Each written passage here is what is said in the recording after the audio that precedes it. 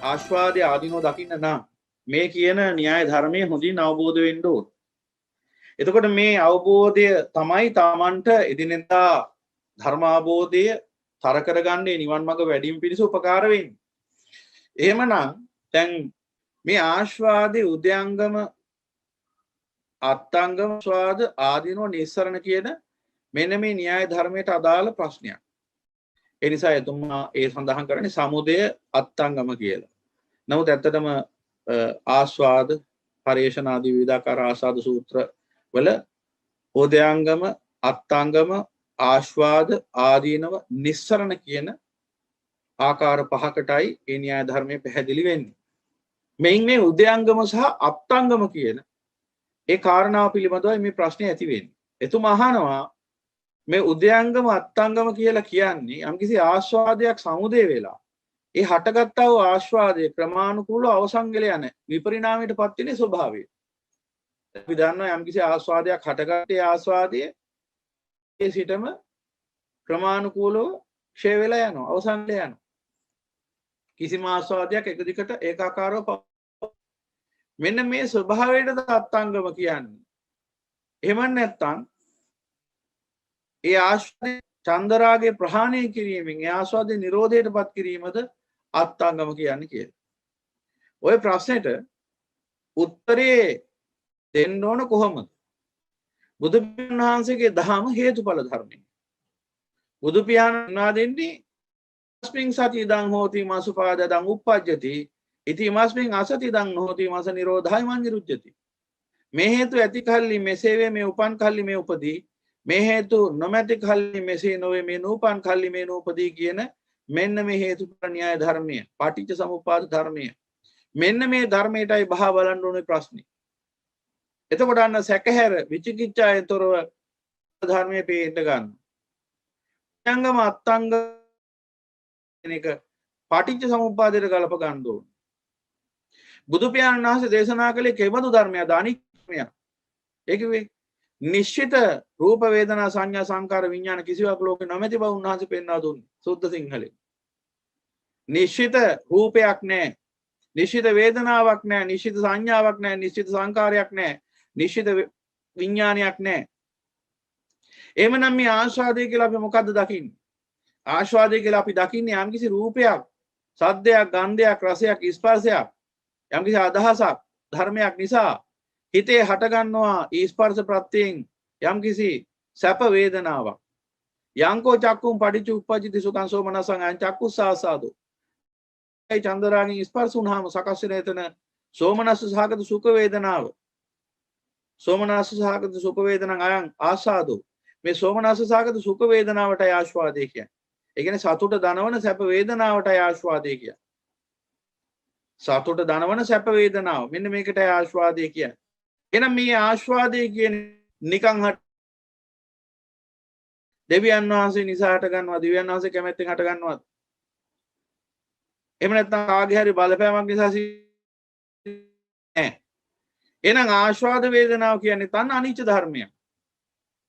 දැන් පැහැදිලිවම බුදු පියාණන් වහන්සේ අපිට පෙන්නනවානේ නිශ්චිත රූපයක් නෑ, නිශ්චිත වේදනාවක් නෑ, සංඥාවක් නෑ, නිශ්චිත සංකාරයක් නෑ, නිශ්චිත විඥානයක් නෑ කියලා මේ ස්කන්ධ ක්‍රියාවලිය තුල. එහෙමනම් නිශ්චිත කිසිවක් නෑ.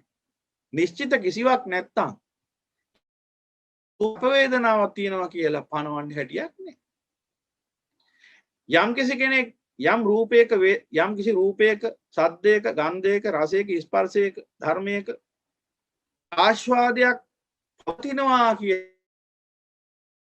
අන්න ඒක අන්තයක්. කුමක් හේින් කිසිම රූපයක නිශ්චිත කිසිම රූපයක් නිශ්චිතත් නැත්ේ නිසා පවතින නිශ්චිත වේදනාවක් තියෙනත් විදිහක් නෑ.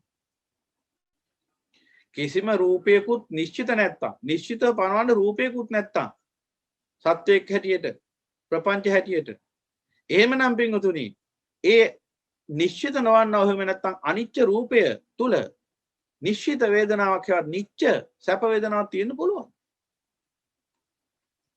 එහෙනම් අන්නේ ප්‍රශ්නෙට උත්තරයක් එනවා අපට. එහෙනම් යම්කිසි රූපයක සැප වේදනාවක් ජනිත වෙනවා, යම්කිසි රූපයක් නිසා සැප වේදනාවක් ජනිත වෙනවා කියන එක හේතුඵල ක්‍රියාවලියක් වේ. කුමක් හේින්ද? රූපයත් නිශ්චිත නැහැ, වේදනාවත් නිශ්චිත නැහැ. ඒ කිව්වේ රූපයත් අනිච්චයි, වේදනාවත් අනිච්චයි. රූපම් බෙක්කවේ අනිච්චා, වේදනා බෙක්කවේ අනිච්චා. එහෙමනම් ආස්වාදේ කියන්නේ සැප වේදනාව. එහෙනම් ලෝකේ සැප වේදනාවක් පවතිනවා, ඒකත් අන්තයක්. නොපවතිනවා කිව්වොත් ඒකත් විද්‍යමාන වශයෙන් පවතින සැප වේදනාවක් ආස්වාදයක්. ඒක නැහැ කිව්වහම මෙතනත් අන්තයක්. එහෙනම් ඒක නිශ්චිතව පවතිනවා කිව්වොත් ඒකත් අන්තයක්. කියන්නේ වෙන්නේ නිශ්චිත නොවූ වේදනාවක් තිබෙනවා. ඒක අනිච්ච වේදනාවක් පවතිනවා. එහෙනම් ආස්වාදය අනිච්චයි. කියන්නේ හේතු ඇතිකල්ලි සකස් වෙනවා, හේතු නිරුද්ධ වෙච්ච ගමන් නිරෝධ වෙනවා. එහෙනම් ආස්වාදය යනු රූපයට නිච්ච වශයෙන් පනවන්න පුළුවන් තත්වයක් නෙවෙයි. කිසිදු රූපයක, සද්දයක, ගන්ධයක, රසයක, ස්පර්ශයක, අදහසක එහෙම නැත්නම් ධර්මයක නිච්ච වූ ආස්වාදයක් නැහැ. ඒ කියන්නේ නිශ්චිතව පවතින ආස්වාදයක් නැහැ. එහෙනම් කෙබඳු ආස්වාදයක්ද පවතින්නේ? අනිච්ච ආස්වාදය. ඒ කිව්වේ හේතුඵල වශයෙන් සකස් වන ආස්වාදය. එහෙනම් හේතුඵල වශයෙන් මේ ආස්වාදය සකස් වෙන්නේ කොහොමද කියලා දැන් බලන්න. අන්න එතකොට පේනවා පටිසමුපාදේ. දැන් අපි බලන්න ඕන සැප වේදනාව හටගන්නේ කොතනද? පටිසමුපාදේ. සැප වේදනාව ජනිත වෙන්නේ පස්සපච්චය වේදනා කියන තැන. වේදනාව තුන් ආකාරයි. තිස්සෝ වේදනා, සුඛ වේදනා, දුක්ඛ වේදනා, අදුක්ඛම සුඛ වේදනා. එහෙනම් ඔන්න ඔතන සුඛ වේදනා කියන කොටසට අයයි තියෙන ආස්වාදේ. එහෙනම් මේ ආස්වාදේ සකස් වෙන්නේ කුමක් ප්‍රත්‍යයෙන්ද? පස්සපච්චය වේදනා. දැන් ඔතනයි තියෙන උද්දේශය. නිर्देशය මොකද්ද? සම්පස්සපච්චය වේදනා, සම්පස්සපච්චය සුඛ වේදනා. මොකද්ද සම්පස්සය කිව්වේ? තවත් නිर्देश, උද්දේශ, නිर्देश, පටි නිर्देश දක්වා බලනකොට අන්න තියෙනවා. පටි නිर्देशය මොකද්ද? රාග සම්පස්සේ. රාග සම්පස්සයෙන් හටගන්නා වූ සුඛ වේදනාව, සෝමනස්ස සහගත සුඛ වේදනාවට තමයි ආස්වාදය කියන්නේ. එහෙනම් ආස්වාදේ යනු හේතුඵල ධර්මයක්. ආස්වාදයේ සකස් වන්නේ හේතුක ඵලයක් හැටියට. ඒ හේතුව තමයි රාග සම්පස්සය. එහෙමනම් රාග සම්පස්සයෙන් තමයි ආස්වාදයේ ජනිත වෙන්නේ. එහෙම නැතුව ආස්වාදය කියලා නිශ්චිත වූ ධර්මතාවක් ලෝකේ නැහැ. නිශ්චිත වූ ධර්මයක් ලෝකේ නැහැ. එහෙනම් යමෙක් යම් රූපයක් රාගෙන් ස්පර්ශ කරන කල්හි එහි ආස්වාදය නිර්මාණය වෙනවා. දැන් ඒක තමයි අර පටිච්චසමුප්පාද න්‍යායයට දාලා බලන්න. ඉති මස්මින් සති ඉදං හෝති මසුපාදා ඉදං uppajjati. ඉති මස්මින් සති ඉදං හෝති මසුපාදා ඉදං uppajjati. මේ හේතු ඇති කල්ලි මෙසේ වේ. මේ උපන් කල්ලි මේ වේ. රාගේ ඇති කල්ලි මෙසේ වේ. සෝමනස්සහගත සුඛ වේදනා උපදී. එhmenan රාගේ උපන් කල්ලි ආස්වාදේ උපදී.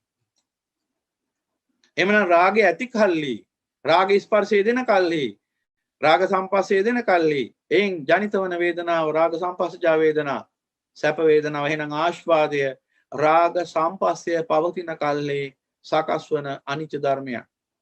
අන්න ආස්වාදයේ උදේ අවස්ථාව. අන්න ආස්වාදයේ උදා වුණා.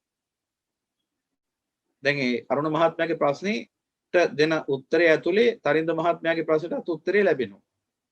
එහෙමනම් අන්න ආස්වාදය සමුදය වෙච්ච අවස්ථාව. ආස්වාදයේ උදා වෙන ලක්ෂණයට තමයි උදේ කියන්නේ. සමුදය වෙන ධර්මතාවන්ට තමයි සමුදය ධර්ම කියන්නේ. සමුදය කරන ධර්මතාවන්. මොකක්ද ආස්වාදයේ සමුදය කරන ධර්මය? රාගය. එහෙමනම් අන්න රාගයෙන් සමුදය වෙන ආස්වාදේ. එහෙනම් පින්වතුනි ඔන්න ඔය අවස්ථාවටයි උදයංගම ආස්වාදයේ උදයංගම අවස්ථාව කියන්නේ ඕකයි. එහෙමනම් ආස්වාදේ අත්ංගමය කියන්නේ මොකක්ද? ආස්වාදයේ අත්ංගමේ දකින්න කලින් දැන් අපි බලන්න ඕන ආස්වාදයේ උදයංගම. උදා වෙච්ච ආස්වාදයේ ස්වභාවය මොකක්ද කියලා. අමුතුවෙන් ආය අත්ංග කරන්න දෙයක් ඉතුරු වෙන්නේ නැහැ. යථාබෝධයෙන්ම නිරුද්ධ වෙලා යනවා.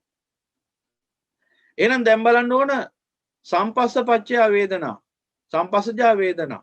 රාග සම්පස්සයෙන් හටගත්තා වූ සැප වේදනාව මොකක්ද උරුම කරන්නේ? ඒ සත්‍යයට. දැන් අපි හිතන් ඉන්නේ මොකද්ද? අපි හිතන් ඉන්නවා ඇහැ කන නාසය දිව ශරීරයේ මනස පිනවන එක මහා සැපක් කියලා. අර බේබද්දව හිතන් හිටියේ මත්පැන් බොන එක සැපක් කියලානේ. ඒ වගේ ලෝක සත්‍යය හිතන් ඉන්නේ මොකද්ද? ඇහැ පිනවන එක, කන පිනවන එක, නාසය පිනවන එක, දිව පිනවන එක, කය පිනවන එක, මනස පිනවන එක සැපක් කියලා. ඒ උදෙසානි මේ හැම දෙයක්ම කර තථාගත ධර්මයක් පැත්තකින් තියලා ලෝකේ වැඩ පිළිවෙල අල්ලගෙන ඉන්නේ නිසා ඒ පිනවීම සැපයි. ඒ තියෙන අනවබෝධය ටික ටික පහ වෙලා යන එක තමයි මේ නිවන් මාර්ග කියන්නේ. එහෙනම් තරින්ද මහත්මයාගේ ප්‍රශ්නෙට උත්තරේ ලැබෙනවා මේ ඇතුලින්. ඒ නිසා හොඳට අහන්න ඕන. එහෙමනම් මෙන්න මේ ආස්වාදය සැපක් කියලා අපි හිතන් ඉන්නේ ඇයි?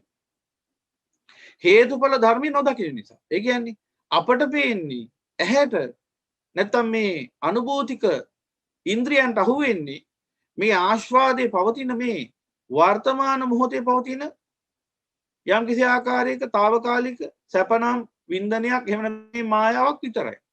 එතනින් එහාට ඒ ආස්වාදය නිසා සිද්ධ වෙන්නේ මොකද්ද කියලා අපිට නුවණින් යථාබෝධය නැහැ. ඒ නිසා මොකද වෙන්නේ? අපි මේ වර්තමාන මොහොතේ පවතින තත්වයකට රැවටෙනවා. වර්තමාන මොහොතේ ඇහැ කන නාසය දිව ශරීර වාස පිනවීම සැපක් කියලා ගන්නවා. වැරදි චින්තනයි. අර සංසාරේ ඉඳලා ආපු වැරදි චින්තනයි. ඒ නිසා මොකද වෙන්නේ? අපි දැනගෙන හිටියත් නැත පටිච්ච සමුප්පාදේ ක්‍රියාත්මකයි. දැන් රාග සම්පස්සයෙන් ඊට අනුකූල වේදනාවක් සකස් කරනවා. සැප වේදනා කියලා. තිස්සෝ වේදනා කිව්වේ සැප වේදනා, දුක් වේදනා, අදුක්ඛම සුඛ වේදනා. රාග සම්පස්සයෙන් සැප වේදනාව ජනිත වෙනවා. ද්වේෂ සම්පස්සයෙන් දුක් වේදනා ජනිත වෙනවා. දුක්ඛ දෝමනස ජනිත වෙනවා.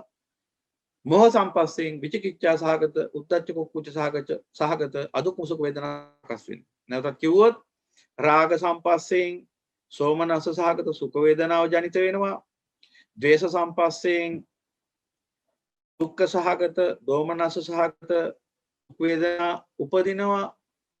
මොහ සම්පස්සයෙන් උද්ධච්ච කුක්කුච්ච සහගත විචිකිච්ඡා සහගත අදුක්ඛම සුඛ වේදනා ජනිත වෙනවා. එහෙනම් දැන් ඔය කතා කරන්නේ ආස්වාදය ගැන. අර අනිත් වේදනා ගැනයි වැඩි කතා කරන්නේ නැත්තේ. සත්‍යය ඇලිලා ඉන්නේ දුක් වේදනාවවත් අදුක්ඛම සුඛ වේදනාවවත් නෙවෙයි. ඒ දෙකම අනර සැප වේදනාව විඳින්න ගිය නිසා හට ගන්නා වූ සංප්‍රයුක්ත ධර්ම. ඒ නිසා කෙනෙක් සංසාරේ බලාපොරොත්තු වෙන්නේ දුක් වේදනාවක් නෙවෙයි අදුක්ඛම සුඛ වේදනාවක් නෙවෙයි. ඒ දෙක බෝනස් එකක් හැටියට ලැබෙනවා අර සැප වේදනාව විඳින්න ගියාම. ඒ නිසා සැප වේදනාවට මේ ඇලෙන ලක්ෂණය තමයි සංසාරේ දුක නිර්මාණය කරන ධර්ම. ඒ නිසා අපි දකින්න ඕන දැන් නුවණින් අන්නේ කාර්යය කොහොමද මේ සිත් විසින් සිද්ධ කරන්නේ කියලා.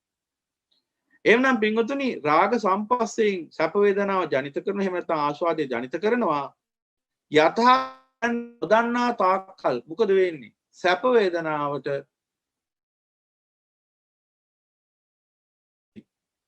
හොඳ මතක තියාගන්න බොහෝ ධර්මීය දේශනාවකට හරි සාකච්ඡා කරනකොට හරි බොහෝ දෙනෙක් කියන එක තමයි මේ අපි සංකාර කරනවා. මේ අපි උපාදාන අපි තණ්හාවෙන් බැඳෙනවා යන ආදි වශයෙන්. එහෙම එකක් කවුද දේශනා කරලා තියෙන්නේ? අපි සංකාර කරනවා. අපිද සංකාර කරනවා. තමන්ද සංකාර කරනවා. තමන්ද තණ්හාවෙන් බැඳුනේ. තමන්ද උපාදාන කරගත්තේ. අන්න බලන්න පටිච්ච සමුප්පාද ධර්මය පටිච්චසමුප්පාද ධර්මය සත්ත්ව පුද්ගල ප්‍රපංච දෘෂ්ටියෙන් දකින්න යන.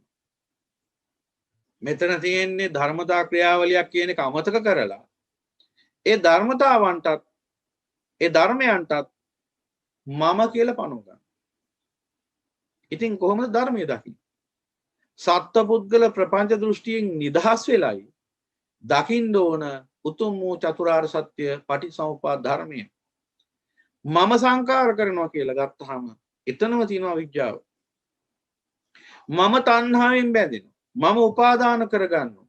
කර්ම භවයේ හදනවා. යනාදි වශයෙන් යම් කිසි කෙනෙක් අවබෝධයෙන් ඉඳගෙන සම්මුතිය තුළ එසේ කියනවා කියලා කියන්න පුළුවන්. හැබැයි යථාබෝධයෙන් ඇත්තට මෙතන නම් ඉන්නේ සම්මුතිය තුළදීත් එසේ කතා කළ යුතු නෑ. මොකද එයින් සිද්ධ වෙන්නේ ධර්මය නොදන්නා වූ මිනිස්සු මුලාවටපත් වෙන එක.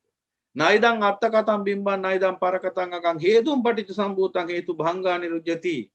මේක තමන් විසින් කරන්නක් නෙවෙයි, කරන්නක් නෙවෙයි. අනුන් විසින් කරවන්නකුත් නෙවෙයි. එහෙනම් හේතුන් පටිසම්භූතං හේතුවක් නිසා සම්බන්ධ. සංකාරය යන අවිජ්ජාවේ ඵලයක්. එහෙම නැතුව මම විසින් සංකාර ජනිත කරනවා නෙවෙයි. එහෙනම් එයින් ආරම්භන පටිසමුප්පාදය අර පස්සපච්චය වේදනා වේදනාපච්චය තණ්හා යන ආදී ක්‍රියාත්මක වෙන්නේ මම විසින් කරන වැඩක් නිසා නෙවෙයි. ඒක ඇවිල්ලා හේතුඵල වශයෙන් ක්‍රියාත්මක වෙන ක්‍රියාදාමයක් ධර්මතාවලියක්. එහෙනම් පින්වතුනි ආශ්වාදයේ හටගත් ආදී යම් තැනක ඒ සිතේ මුලම තියෙන අවිජ්ජාව නම් දැන් මොකද වෙන්නේ? වේදනාපච්චය තණ්හා කියලා සිත ඇලෙනවා ඒ ආශ්වාද වේදනාවේ. දැන් මොකද වෙන්නේ? තණ්හා කිය ඇලෙන ස්වභාවය, ඇලුම් කරන ස්වභාවය. අපි ලෝක සම්මතයකට ආදරය කියනවා, සෙනෙහස කියනවා, ප්‍රේමය කියනවා. තව දහසක් වචන කියන්න පුළුවන්. කොයි විදිහෙන් හරි කියන්නේ ඇල්ම. ඇලීම. මොකක්ද ඇලීම? සැප වින්දනයේ තියෙන ඇලීම. අපි දන්නේ නැහැ. දැන් අර කියන්නේ තමන් දන්නවද හිතේ ඇල්ම ඇති වුණාද නැද්ද කියලා යමක් සම්බන්ධයෙන් තමන් එක විහිං ඇති කරගත්ත එකක්ද? මටත් හොරෙන් මගේ සිතෙන් බින්දෙන් බින්ද ආදරය සොරාගෙන මගේ ලෝම මොකද මගේ හිතම ඔබ රැගෙන ගිහින් කියලා කිය. ඒ කියන්නේ මේ මිනිසයා දන්නේ නැහැ. ඒ මිනිසයාට සිද්ධ වෙච්ච විනාශේ. එහෙනම් මේ ආදරය ඇල්ම තෘෂ්ණාව කියන්නේ මේ තමන් විසින් හිතාමතා ඇති කරගන්න එකද? අපිට හිතෙන්නේ එහෙමයි. අපිට හිතෙන්නේ එහෙමයි. අපි හිතන් ඉන්නේ එහෙමයි. එහෙම නෙමෙයි වෙන්නේ ඇත්තටම. තමා තුළ පවතින අනවබෝධය නිසා හටගන්නා හේතුඵල ධර්මයක් ආදරය, සෙනෙහස, ඇල්ම, ප්‍රේමය. එහෙම නැතුව මම ප්‍රේමය ඇති කරගත්තා, ප්‍රේමය ඇති කරගෙන මම බැඳුනා. එහෙම එකක් නෑ. යථාබෝධය නොමැතිකමින් හිතේ හටගත්තා වූ ධර්මයක් තෘෂ්ණාව. එහෙමනම් අර යම්කිසි ආස්වාදයේ පිළිබඳ ඒ අවිජ්ජා දෘෂ්ටියෙන් යුක්ත, අවිජ්ජා සංඥාවෙන් යුක්ත, අවිජ්ජා චිත්තයෙන් යුක්ත, එහෙම නැත්නම් ඒ විපල්ලාසයෙන් යුක්ත, විපරීතයෙන් යුක්ත ඒ සත්‍යයගේ හිතේ ආස්වාදයක් ජනිත වෙනවා හේතුඵල වශයෙන් රාග සම්පස්යෙන්. දැම්මකෝ වෙන්නේ එතනින් එහාට ඊතුරු ධර්මතා ටිකක් ක්‍රියාත්මකයි. ඊතුරු ධර්මයන්ුත් හට ගන්නවා පටිසමුප්පන්නව. වේදනාපච්චය තණ්හා ඇල්ම හටගත්තා. තණ්හාපච්චය උපාදාන. දැන් මොකද වෙන්නේ? හිම බැහැගත්තා. උපාදාන උප ලං වෙනවා, ආදාන තදින් අල්ලනවා. එහෙනම් අර සැප වේදනාවත් ඒ සැප වේදනාව ජනිත කරන්නට ප්‍රත්‍ය වෙච්ච අර රූප ශබ්ද ගන්ධ රස ස්පර්ශ ධර්මත් ඔක්කොම අල්ල ගන්නවා හිත විසින් තදින්. මෙන්න මේ අවස්ථා දෙකට තමයි කියන්නේ ක්ලේශකාම සහ වස්තුකාම කියලා.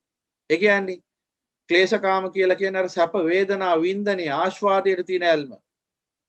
වස්තුකාම කියන්නේ ආස්වාද වින්දනයේ උදාකරන ප්‍රත්‍ය වශයෙන් පවතින ප්‍රපංච ධර්මයන් පිළිබඳව තියෙන ඇල්ම. රූප ශබ්ද ගන්ධ රස ස්පර්ශ ධර්ම. මෙන්න මේවා වස්තුකාම. එතකොට මෙන්න මේ දෙක කෙරෙහිම ඇල්මක් ඇති වෙනවා ක්ලේශකාම වස්තුකාම කියලා. මෙන්න මේ ඇති වෙන ඇල්ම තදින් බැහැ ගන්නවා හිතට උප ලං වෙනවා, ආදාන තදින් අල්ල ගන්නවා හිත. උපාදාන තණ්හාපච්චය උපාදාන. දැන් මොකද්ද වෙන්නේ කියලා බලන්න. දැන් ඔබේ හිතේ මෙන්න මේ ක්‍රියාවලිය දැන් සිද්ධ වෙනවා කියලා හිතන්න. දැන් මොකද්ද වෙන්නේ? හිතට බැහැගෙන තියෙන ඇල්මෙන් රූප වේදනා සංඥා සංකාර විඥාන වශයෙන් ස්කන්ධ වශයෙන් ගත්තොත්, ආයතන වශයෙන් ගත්තොත්, ඇහැ කන නාසය දිව ශරීරය මනස රූප ශබ්ද ගන්ධ රස ස්පර්ශ ධර්මයන් ආදී වශයෙන් ආයතන. මෙන්න මේවා සැපයි කියලා ක්ලේශකාම වස්තුකාම වශයෙන් දැන් බැහැගෙන තියෙනවා සිතේ. දැන් මොකද කරන්නේ? දැන් සිත මොහොතක් පාසා නැවත ඒ ආස්වාද වින්දනය හොයනවා. නැවත ඇහෙන් රූප හොයනවා, සැප දෙන රූප. කනෙන් ශබ්ද හොයනවා, සැප දෙන ශබ්ද. නාසයෙන් ගන්ධ හොයනවා, සැප දෙන ගන්ධ. දිවෙන් රස හොයනවා, සැප දෙන රස. කයින් ස්පර්ශ හොයනවා, සැප දෙන ස්පර්ශ. මනසින් අදහස් හොයනවා, සැප දෙන අදහස්. දැන් ඒක ඔබ කරනවා කියලා ඔබ හිතන් ඉන්නේ. අන්න ඒව තමයි දෘෂ්ටි, අවිජ්ජාය දෘෂ්ටි. Tamante එතකොට හිතන්නේ මේ මමනේ හොයන්නේ කියලා. නෑ, ඔබ නෙවෙයි හොයන්නේ. සිත. ඒක තමයි අවබෝධ කරගන්න තියෙන්නේ. සිත හොයන්නේ මේ. දැන් සිත හොයනකොට සිතට මමත්වය පනවගත්ත පුද්ගලයා සත්‍යය මොකද කරන්නේ? සිත මමනි, කයත් මමනි කියන මේ සක්කාය දිට්ඨියෙන් යුක්තව ක්‍රියාත්මක වෙන පටන් ගන්නවා. එහෙමනම් මොකද වෙන්නේ? සිත දැන් නැවත ආස්වාදය හොයනවා. තුච්ච නින්දිත සිත. ඇයි ආස්වාදය හොයන්නේ? දැන් අපි හිතන් ඉන්නේ සිත මට සැප දෙන්න හදන්නේ කියලා. පරම සතුරා සැප දෙන්න හදන්නේ. අර දීවරයා අර ඇමක් දාන්නේ වතුරට මාළුවට සැප දෙන්න. එහෙම තමයි අර මෝඩ මාළුවා හිතන් ඉන්නේ. ඒ වගේ මේ ලෝක සත්‍යය හිතන් ඉන්නවා මේ සිත මට සැපක් දෙන්නේ මේ කියලා. ඒ නිසා තමයි සැප හොයන්නේ. ඇහෙන් කනෙන් නාසයෙන් දිවෙන් ශරීරයෙන් මනසින් සැප හොයනවා දැන්. සිතට අහු වෙලා වහල් වෙලා. දැන් මේ සැප හොයන්නේ. සැප තමයි විඳින්නේ. සැප විඳින්න ලෝකේ පුරාම සැරිසරන. දැන් එතකොට මොකද්ද මෙතන මේ වෙලා තියෙන්නේ? අන්නර තෘෂ්ණාවෙන් බැහැගත්තා වූ ඒ නාම රූප නැවත නැවත ස්පර්ශ කරන්න මේ සිත වෙහෙසෙනවා. මොකද ඒ ස්පර්ශය තුළින් තමයි ආස්වාදය සකස් වෙන්නේ. එහෙමනම් නැවත ආස්වාදය සකස් වුණොත් තමයි නැවත කර්ම රැස් වෙන්නේ. ඒ කිව්වේ ආස්වාදය නිකන් ලැබෙන්නේ නැහැ. ආස්වාද භුක්තිය ලබන්න නම් යම්කිසි රූපයක් සද්දයක් ගන්ධයක් රසයක් ස්පර්ශයක් රාගෙන් ස්පර්ශ වෙන්න ඕන. එහෙමනම් රාගෙන් ස්පර්ශ වෙන්න නම් ඒ සිතේ නැවත රාග චේතනාව උපදින්න ඕන. සංඛාර රාග චේතනාව උපදින්න ඕන. රාග චේතනාවෙන් ඒ ආස්වාදයේ ලුහු බඳිනකොට ඊට ඇතිවන ප්‍රතිවිරෝධයන් හමුවේ ඒ සිතේ ද්වේෂ චේතනා නැගෙනවා.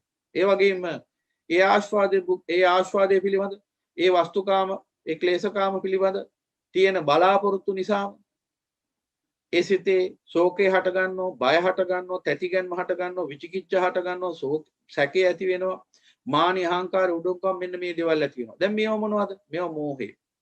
එහෙනම් අන්න ආස්වාද භුක්තිය නැවත නැවත විඳින්න යනකොට මොකද වෙන්නේ? නැවත ඒ සිතේ රාග චේතනා උපදිනවා, ද්වේෂ චේතනා උපදිනවා, මොහ චේතනා උපදිනවා. චේතනාම් බික්කවේ කම්මං වදාමි. ඒ සකස් වන්නා වූ පුඤ්ඤාභි සංකාර, අපුඤ්ඤාභි සංකාර, ආනිඤ්ඤාභි සංකාර බැහැ ගන්නවා කර්ම භවයේ. සංකාර තුන් ආකාරයි. පුඤ්ඤාභි සංකාර, අපුඤ්ඤාභි සංකාර, ආනිඤ්ඤාභි සංකාර කියලා. උතරින් ආනිඤ්ඤාභි සංකාරය කියන පොඩ්ඩක් පසකින් තියන්න. ඒකයි තියෙන්නේ අරූප රාගයට. ඒකවිල්ලා අරූපාවචර සමාපත්තිය නිසා සකස් වන කර්මය. කර්ම ශක්තිය. ඒවා රැස් කරන්නේ අර හිමාලයේ ආදී වනයන්හි ඉන්න ඍෂිවරු සමාපත්තිලාභී. එනිසා ඒක පොඩ්ඩක් අපි පැත්තකින් තියමු. කාමයේ පසුපස හඹා යන්නා වූ මේ රූප රාගෙන්, කාම රාගෙන්, රූප රාගෙන්, අරූප රාගෙන් මේ රාග තුනෙන්ම ලෝකේ හඹා යන්නා වූ ලෝක සත්‍යයෙන් මෙන්න මේ කාම රාග කියන කොටසින් සකස් වෙන සංකාර ගැන තමයි පුඤ්ඤාභි සංකාර සහ අපුඤ්ඤාභි සංකාර. කාම රාගය සහ රූප රාගය කියන අවස්ථා දෙකෙන්ම සකස් වන්නා වූ සංකාර ගැන තමයි ඔය පුඤ්ඤාභි සංකාර සහ අපුඤ්ඤාභි සංකාර කියලා හඳුන්වන්නේ. පුඤ්ඤාභි සංකාර කියන එකට කාමාවචර කුසල කර්මත් ඒ වගේම රූපාවචර කුසල කර්මත් ඇතුළත්. ආනිඤ්ඤාභි සංකාරය කියන එකට තමයි අරූපාවචර කුසල කර්මයේවත් ඒ අරූපාවචර තලයන්හි උපද්දන කර්ම ශක්තිය ඇතුළත් වෙන්නේ. එහෙමනම් ඔන්න අවස්ථාවේදී මොකද වෙන්නේ? අන්න අර ආස්වාදයේ පිණිස නැවත මේ සිත ක්‍රියාත්මක වෙද්දී සිතේ නැවත සමුදේ වෙනවා සංකාර කර්ම ශක්තිය. පුඤ්ඤාභි සංකාර, අපුඤ්ඤාභි සංකාර. පුණ්‍ය කර්ම, පාප කර්ම වශයෙන් මෙන්න මේ කර්ම ශක්තිය බැහැ ගන්නවා කර්ම භවයේ. මෙන්න මේ අවස්ථාවට කිව්වේ උපාදාන පත්‍ය භවෝ. විභංග ප්‍රකරණේ පටිච්ච සමුප්පාද විභංගේ කර්ම භවය බුදු පියාණන් වහන්සේ පෙන්වා තිබෙන්නේ පුඤ්ඤාභි සංකාර, අපුඤ්ඤාභි සංකාර, ආනිඤ්ඤාභි සංකාර යන මෙන්න මේ සංකාර භවය වශයෙන් පනවනවා කියලා. කතමෝච භික්කවේ කම්ම භවෝ පුඤ්ඤාභි සංඛාරෝ අපුඤ්ඤාභි සංඛාරෝ ආනිඤ්ඤාභි සංඛාරෝ අයං උච්චති භික්ඛෝ. කර්ම භවයයි කියලා කියන්නේ ඔන්න එහෙනම් ඔය පුඤ්ඤාභි සංඛාර, අපුඤ්ඤාභි සංඛාර, ආනිඤ්ඤාභි සංඛාර. සුද්ධ සිංහලෙන් කිව්වොත් පින්කම්, පව්කම්, ආනිඤ්ඤාභි සංඛාර කියන්නේ අරූපාවචර කුසල පින්කම්. ඉතින් එහෙමනම් ඒක පොඩ්ඩක් පැත්තකින් තියමු. මොකද ඒක වෙනම කතාවක්. ඒක වෙනම විග්‍රහ කරන්න ඕන තැනක්. මේ කාම ලෝකයේ තුලයි රූප ලෝකයේ තුලයි මේ ආස්වාදයේ හඹාගෙන යන ලෝක සත්‍යය මේ නාම රූප ධර්ම අතර ආස්වාදයේ සොයන මේ ලෝක සත්‍යය තුල රැස්වන ප්‍රධාන කර්ම දෙක තමයි අර පුඤ්ඤාභි සංකාර, අපුඤ්ඤාභි සංකාර. එහෙනම් උපාදාන පත්‍ය භව නැවත ආස්වාදයේ විඳින්න ගියා මොකද වෙන්නේ? මෙන්න මේ උපාදානීය ස්වභාවය නිසා මෙහි රැස් වෙනවා කර්ම. ඒ රැස් වෙන කර්ම බැහැ ගන්නවා හිතේ කර්ම භවයේ. දැන් මොකද වෙන්නේ? දැන් මෙන්න කර්ම භවයේ මොකද උප්පත්ති භවයක් අති කම භව අති උප්පත්ති භවයක් ඇති කල්ලි උප්පත්ති භවයක් ඇත. එහෙනම් ඒ කර්ම භවය තුලින් සකස් වෙනව නැවත උප්පත්ති භවයක්. ඒ නිසා මොකද වෙන්නේ? ඒ පුද්ගලයා ওই විදිහට ආයුෂ ගත කරලා යම් දවසක කර්මී හෝ ආයුෂ ක්ෂය වෙලා මරණයටපත් වෙනවා. විශේෂයෙන් කර්ම ක්ෂය මරණයටපත් වුණ වෙලාවක චුති වෙද්දි මොකද වෙන්නේ? මෙතෙක් ඒ සිතේ රැස් වෙච්ච ඒ කර්ම ශක්තිය මගින් ඊළඟ ප්‍රතිසන්දිය සකස් කරනවා. ඊළඟ පුනර්භවය සකස් කරනවා. මෙන්න මේ අවස්ථාව තමයි භාගතුන් වහන්සේ පෙන්වුවේ අත්ති කාම භව අත්ති උප්පත්ති භව. කර්ම භවයක් ඇති කල්ලි උප්පත්ති භවයක් ඇත. එහෙනම් ඒ න්‍යාය ධර්ම ක්‍රියාත්මක වෙලා භවපච්චය ජාති කියලා නැවත ජාතිය සකස් වෙනවා. එහෙනම් මොකද වෙන්නේ? ජාතිය දුරුම ධර්මතා ටිකක් තිබෙනවා. ජාතිපච්චය ජරා මරණං ශෝක පරිදේ දුක්ඛ දෝමන සුපායස සම්භවಂತಿ ඒව මේතස්ස කේවලස දුක්ඛ කන්දස සමුදය හෝති. මෙන්න මේ ආකාරයෙන් දුක්ඛ ස්කන්ධය සමුදයනවා නැවත දුක ගොඩ නැගෙනවා. සංසාර චක්‍රය ක්‍රියාත්මක වෙනවා. එහෙනම් දැන් දෝන ආපස්සට දුක්ඛ ස්කන්ධය සමුදයෝනේ කුමක් ඇති කල්ලිද? ජාතිය ඇති කල්ලි. ජාතිය සමුදයෝනේ කුමක් ඇති කල්ලිද? භවය ඇති කල්ලි. භවය සමුදයෝනේ කුමක් ඇති කල්ලිද? උපාදාන ඇති කල්ලි. උපාදාන සකස් වුනේ කුමක් ඇති කල්ලිද? තණ්හාව ඇති කල්ලි. තණ්හා ඇති උනේ කුමක් ඇති කල්ලිද? සැප වේදනා ඇති කල්ලි. සැප වේදනා සකස් වුනේ කුමක් ඇති කල්ලිද?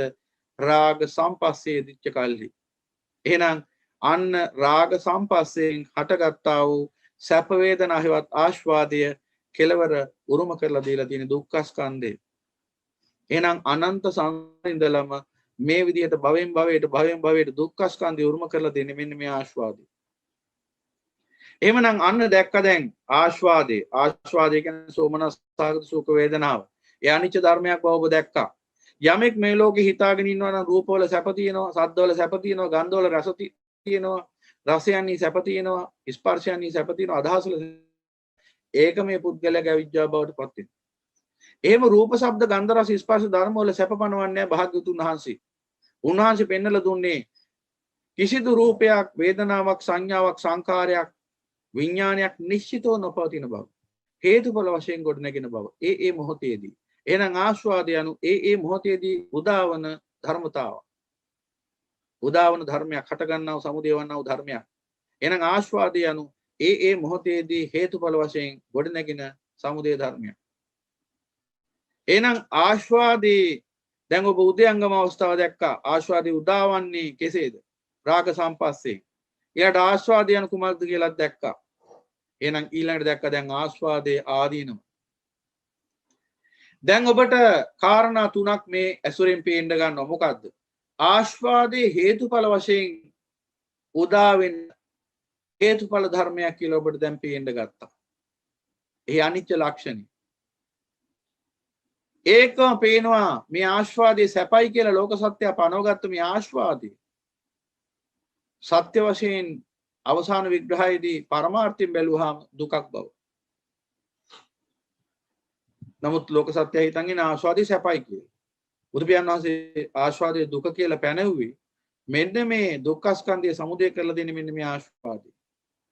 එහෙනම් අන්නේ යමකින් දුක උදා වෙනවා නම් ඒ දුක උදා කරන ධර්මයට ඥානවන්තය සැපයි කියන්නේ. යමකින් දුක උදා වෙනවා නම් ඒ දුක උදා කරන ධර්මයටයි ඥානවන්තය දුක කියලා කියන්නේ.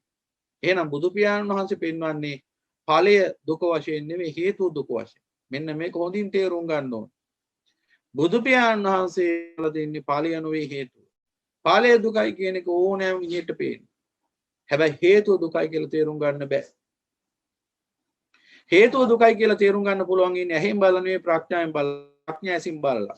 එහෙනම් ප්‍රඥා ඇස උදා නොවිච්ච කිසිවෙක්ට මේ හේතුව දුකක් බව අවබෝධ වෙන්නේ නැහැ.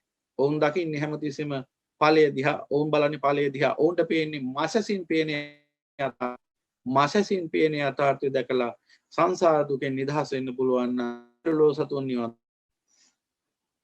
එහෙනම් නිවන් දකින්නයි ප්‍රඥාවෙන් හේතුව දකින්න බැරි නිසා. එහෙනම් ආස්වාදය හේතු කරගෙන අර දුක්ඛ ස්කන්ධය සමුදය වුනේ. එහෙනම් පින්වතුනි අන්නේ ආස්වාදය සමුදය වුනේ රාග සම්පස්යෙන්. දැන් එහෙනම් ඔබ උදංගම අවස්ථාව දැක්කා. ඒ වගේම දැක්ක දැන් ආස්වාදය නිසා සිද්ධ වන වින්නැහිය. කර්ම සමුදය කරලා කර්ම භවයක් හදලා නැවත දුක්ඛ ස්කන්ධයට ඇදලා දානවා ආස්වාදේ. එහෙමනම් එහි අනිච්ච ලක්ෂණය ඔබ දැක්ක හේතුඵල වශයෙන් ආස්වාදේ උදා වෙනවා කියලාත් දැක්කා. ඒ වගේම දැක්කා ඒ ආස්වාදේ නැවත නැවත දුකයි උරුම කරලා දෙන්නේ කියලා. සැප නෙමෙයි දුක උරුම කරලා දෙන්නේ කියලා. එහෙනම් දුක්ඛ ලක්ෂණයක් දැක්කා. ඒ වගේම දැක්කා ඒ ආස්වාදය මම කියලා මගේ කියලා ගත යුතු සාර ධර්මයක් නොවන බව. කුමක් හේින්ද? ඒ දුක්ඛ ස්කන්ධයක් උරුම කරලා දෙන නිසා. ඒක අර්ථයකින්.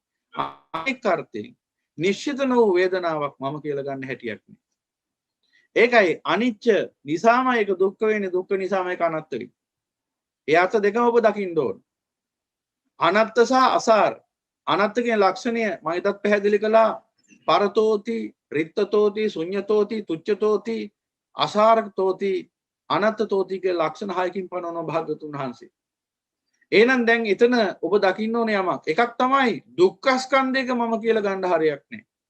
දුක් ගොඩක් කවුද කැමති මම කියලා මගේ කියලා ගන්න? කිසි කෙනෙක් ගන්න කැමති නෑ. අවිජ්ජාවෙන් තමයි උපාදාන වෙලා තියෙන්නේ. හොඳට තෝරගන්න ඕනේ. කිසිම කෙනෙක් කැමති නෑ දුක්ඛ ස්කන්ධය මම කියලා මගේ කියලා ගන්න. හැබැයි බලහත්කාරයෙන් පටවලා තියෙනවා අනවබෝධය නිසා. සිත විසින් දුක්ඛ ස්කන්ධය ඔන්න කරගහගෙන හිටපන්. ඒක තමයි අනවබෝධයේ විපාකයේ ප්‍රතිඵලය. ඒ අන්න දුක්ඛ ස්කන්ධේ මම කියලා මගේ කියලා ගන්න හරියක් නැහැ. ඒ අර්ථයෙන් එය අසාරයි. ඒ වගේම තමයි නිශ්චිත වූ වේදනාවක් ආස්වාදේ කියන්නේ. ඒ කියන්නේ අනිච්ච වේදනාවක්. එහෙනම් අනිච්ච වේදනාවක් මම කියලා මගේ කියලා කිසි කෙනෙකුට අල්ල ගන්න බෑ.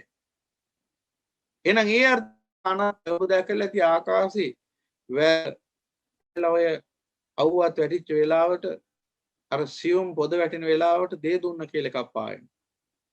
මේ දේ දුන්න ඇහැට පේනවා විද්‍යමානයි. හැබැයි කිසි කෙනෙකුට මේක මේ දේ දුන්නේ මෙන්න මේ වර්ණය, මෙන්න මේ වර්ණය, නැත්තම් මෙන්න දේ දුන්න කියලා එහෙම අල්ලගන්න එකක් එතන නැහැ. යම්කිසි මායාවක් නිර්මාණය වෙනවා එතන. හැබැයි එතන අල්ලගන්න එකක් නැහැ නිශ්චිතව. මොකක් නිසාද? ඒ දේ දුන්න හේතුඵල ධර්මයක්. දේ දුන්න එතන පවතින්නේ අන්න අර පින්නයි පවතිනකම්. අර සියුම් පොද වැස්සයි අර අවුවයි තියෙනකම් අතන දේ දුන්න විද්‍යමානයි. එහෙනම් කවුරු හරි දේ දුන්න මගේ වටිනා වස්තුවක් කියලා අල්ලගන්න උත්සාහ කළොත් ඔහුට කවදාවත් එතන අල්ලගන්න නිශ්චිත වූ ධර්මයක් අහුවෙන්නේ නැහැ. මෙන්න මේ අර්ථයෙන් තමයි අනත්තයි කියන්නේ.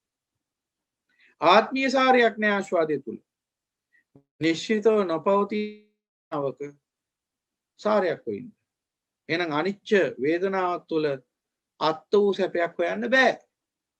ඒ අර්ථයෙන් ආස්වාදය අනත්තයි. එහෙනම් අන්නේ ආකාරයෙන් ආස්වාදයේ අනිච්ච ලක්ෂණය, දුක් ලක්ෂණය, අනත්ත ලක්ෂණය තවදුරටත් අපි ගැඹුරට පැහැදිලි කරගමු. මම මේ ප්‍රශ්නෙට කෙටි පිළිතුරක් දෙන්න පුළුවන් තරම්. එහෙනම් අන්‍ය ආකාරයෙන් ආස්වාදයේ අනිච්ච දුක්ඛ අනත්තතාව දැක්කනම් අන්න උ දැක්ක මොකද්ද? ආස්වාදයේ ආදීනව. දැන් මොකද වෙන්නේ? දැන් බලන්න වෙන්නේ. ඒකයි කියන්නේ බුදුදහම යනු බලහත්කාරයක් නෙවෙයි. දැන් අද ධර්මයේ හරියාකාරව අවබෝධ කරගන්න බැරි වුණා සමහර බලහත්කාරයෙන් අත්හරින්න යනවා. බලහත්කාරයෙන් අත්හරින්න හදනවා. එහෙම වෙන්නේ නැහැ කවදාවත්. අවබෝධයෙන් අත්හැරෙන. කොහොමද වෙන්නේ කියලා දැන් බලන්න. යමෙක් එහෙනම් මෙන්න මේ පටිසමුපාද න්‍යාය ධර්මයට අනුකූලව ඔන්න ඔය ආස්වාදයේ ආදීනෝ දැක්කන. අනිච්ච වශයෙන්, දුක්ඛ වශයෙන්, අනත්ත් වශයෙන් ඔහු තුල පවතින මුලාව ඉවත් වෙලා යනවා. දිගින් දිගට මේ විදිහට ආස්වාදයේ ආදීනෝ අනිච්ච වශයෙන්, දුක්ඛ වශයෙන්, අනත්ත් වශයෙන් නුවණින් බලන්න මොකද වෙන්නේ? ඒ ආස්වාදයේ කෙරෙහි යම් චන්දරාගයක් පැවතියා නම් අන්නේ චන්දරාගයේ ක්‍රමානුකූලව දුර වෙලා යනවා. යෝ චන්දරාග විනියෝ චන්දරාග පහණං ඉදන් නිස්සරණං අන්න එකට නිස්සරණයි. අන්න උදයංගම ආස්වාද ආදීනව නිස්සරණ. එහෙනම් දැන් ඔබ එකක් දැක්කා. මොකද්ද? මේ ආස්වාදයේ යම්කිසි චන්දරාගයක් පැවතියා නම් ඒ චන්දරාගය ප්‍රහාණය වෙනවා. ඒ ආස්වාද ආදීනව නෝනින් දැක ගම. එහෙනම් මොකද්ද වෙන්නේ දැන්? ඒ කිව්වේ සැප වේදනාව කෙරෙහි තියෙන චන්දරාගය, කැමැත්ත, තෘෂ්ණාව හිතින් දුර. ආස්වාදය ගැන එහෙම නැත්නම් සැප වේදනාව පිළිබඳ චන්දරාගය හිතින් දුර වෙනවා. ඒ වගේ මේ ආස්වාදයේ උදා කරන්න ප්‍රත්‍ය වෙච්ච අර රූප ශබ්ද ගන්ධ රස ස්පර්ශ පිළිබඳවත් චන්ද රාගයක් පවතිය ආදී චන්ද රාගයත් පහළ යනවා. දැන් මොකද වෙන්නේ? ක්ලේශ කාමයක් දුරු වෙනවා, වස්තු කාමයක් දුරු වෙනවා. කාමය කියලා කිව්වේ මොකද්ද? සංකප්ප රාගෝ පුරිසස්ස කාම. එහෙනම් මේ දුරු වෙන්නේ මොකද්ද? සංකල්පීය රාගය. එහෙනම් අන්න සංකල්පීය රාගය දැන් දුරු වෙන්නේ. දැන් මොකද වෙන්නේ? සංකල්පීය රාගය දුරු වෙන සිතකින් අන්න දැන් ක්‍රමානුකූලව හිත පිරිසිදු භාවයට පත් වෙනවා. සංකල්පීය රාගය දුරු වෙන සිතකින් දැන් ඔහු ලෝකයේ පරිහරණය. දැන් මොකද වෙන්නේ? දැන් ඔහුගේ සිත පිරිසිදුයි. ඒ නිසා පිරිසිදු සිතකින් තමයි දැන් රූප, ශබ්ද, ගන්ධ, රස, ස්පර්ශ ධර්ම යනාදී වශයෙන් මොන ගෙහින්නා වූ විපාක ආරම්භන ස්පර්ශ වෙන්නේ. ඒ නිසා දැන් රාග සම්පස්සයක් එතන සකස් වෙන්නේ නැහැ. එහෙනම් ස්පර්ශය නිරුද්ධයි. පස්ස නිරෝධෝ අනිස්පර්ශ නිරුද්ධයි. පස්ස නිරෝධෝ වේදනා නිරෝධා.